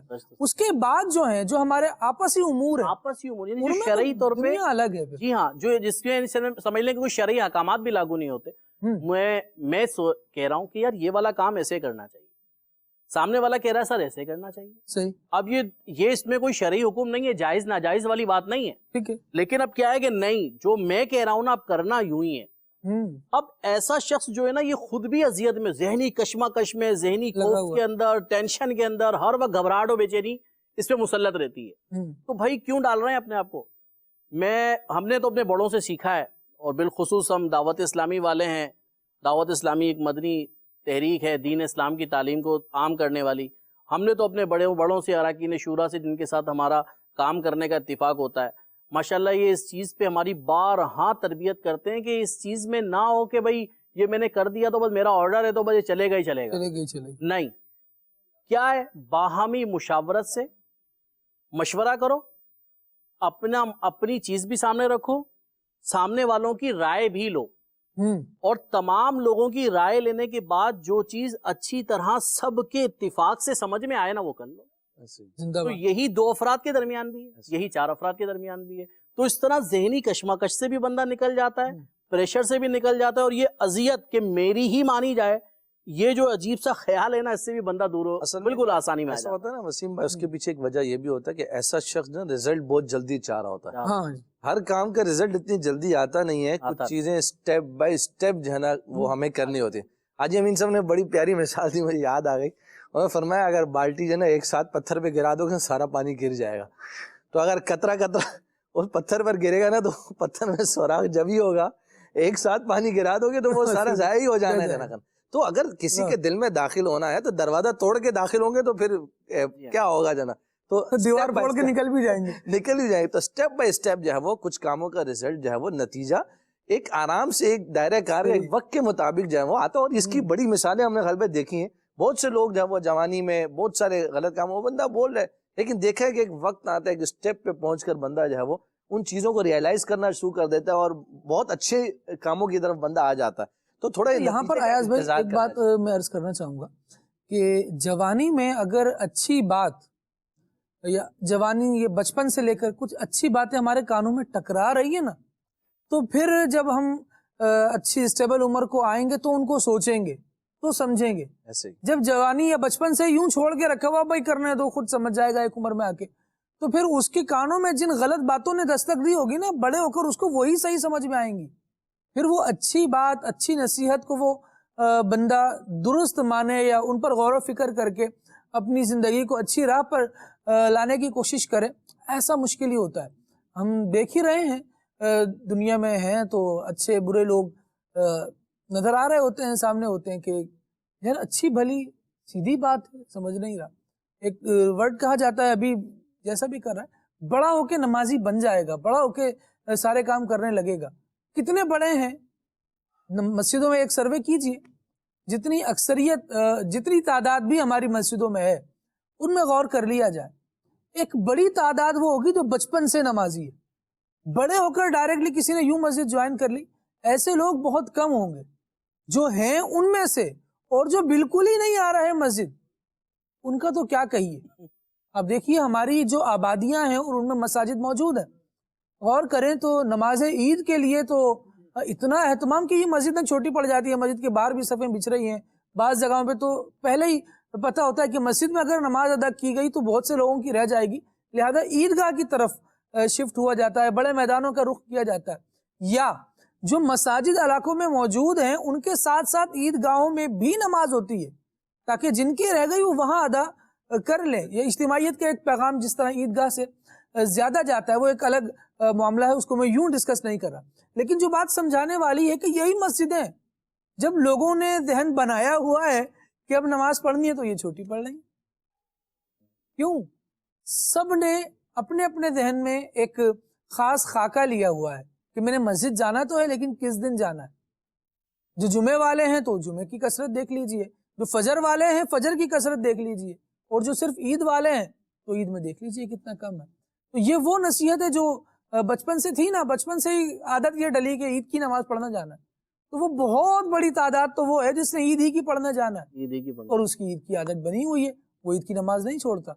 यानी ईद की नमाज अगर उसे पता चल जाए कि मैं ईदगाह लेट पहुंचा हूँ और यहाँ हो चुकी नमाज, तो फिर वो अब दूसरी, तीसरी और चौथी जगह भी जा रहा होगा, और अपनी मस्जिद में अगर जमात से नमाज ना मिल सकी, फिर क्या वो नमाज पढ़ रहा? ज़हन बनाने की ज़रूरत है। बार बार एक ही चीज़ को सुनने से भी वो कतरा कतरा भी आ रहा होता है ना, तो असर कर जाता है। अल्लाह करीम हमें तौफीक खैर अता फरमाए, भलाइयों और नेकियों वाले काम करने की सआदतें अता फरमाए। सिलसिले को इख्तिताम की जानिब लेकर चलते हैं, लेकिन उससे पहले मैं चाहूँगा कि राशिद भाई इस पर थोड़ी सी गुफ्तगू फरमाएं कि हुजूर जाने आलम सल्लल्लाहु ताला अलैहि वसल्लम जो दीन लेकर आए हैं, वहाँ नेकी की बात, भलाई की बात और अच्छाई की बात ये तो अपनी जगह रही, लेकिन गुनाह जो करेगा उसके लिए एक और तज़किरा रहा कि वो जहन्नम को भी याद रखे।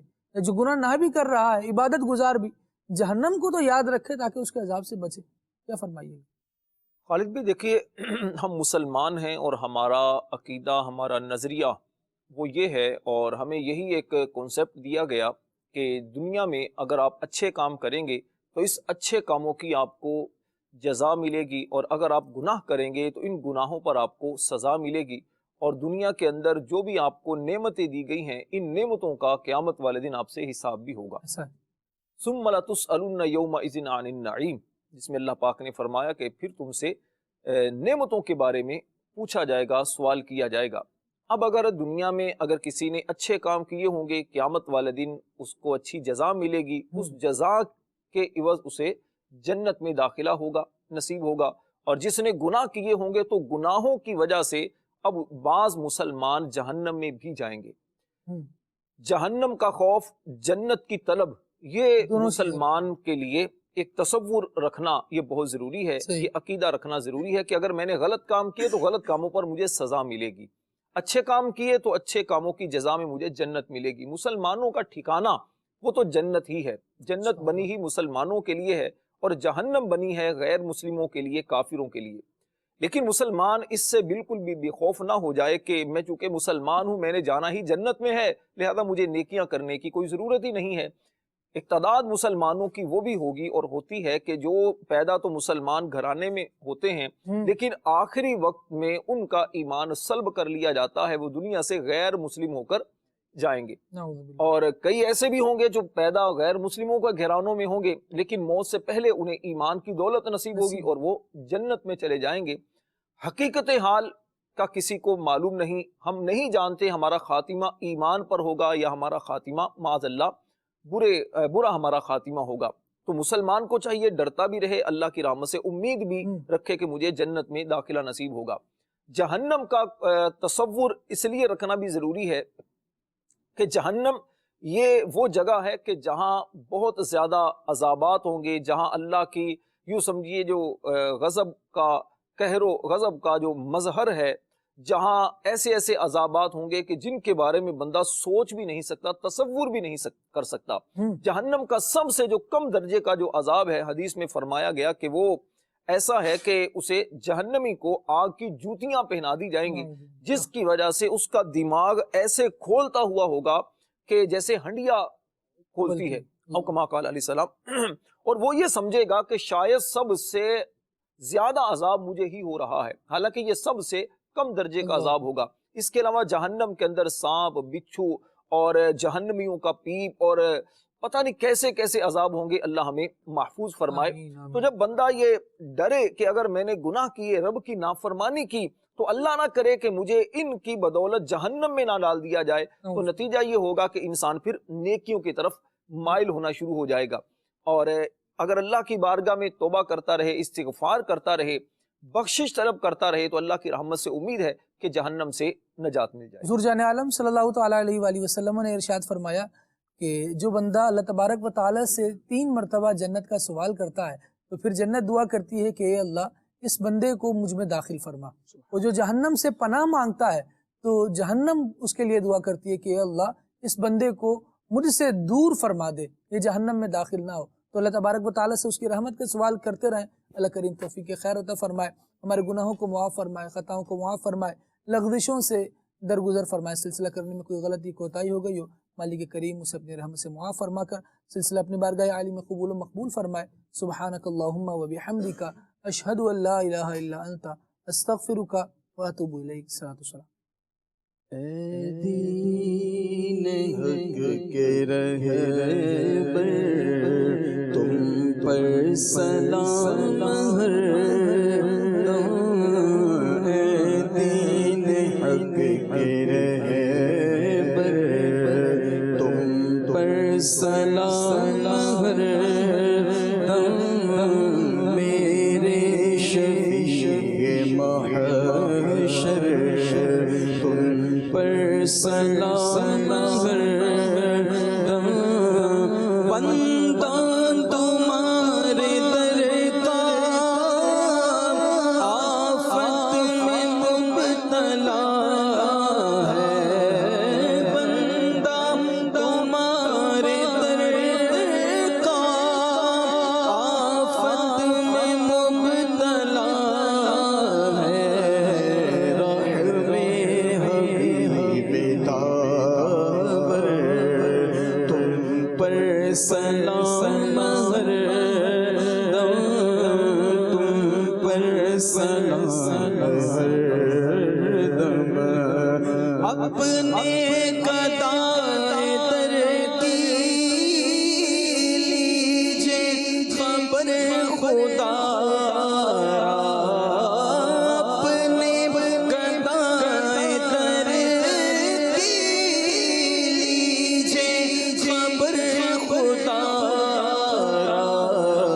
کیجے کرم حسن پر تم پر سلام ہر دم، اے دین حق کے رہبر تم پر سلام ہر دم، میرے شفیع محشر تم پر سلام ہر دم دم دم۔ کھلے آنکھ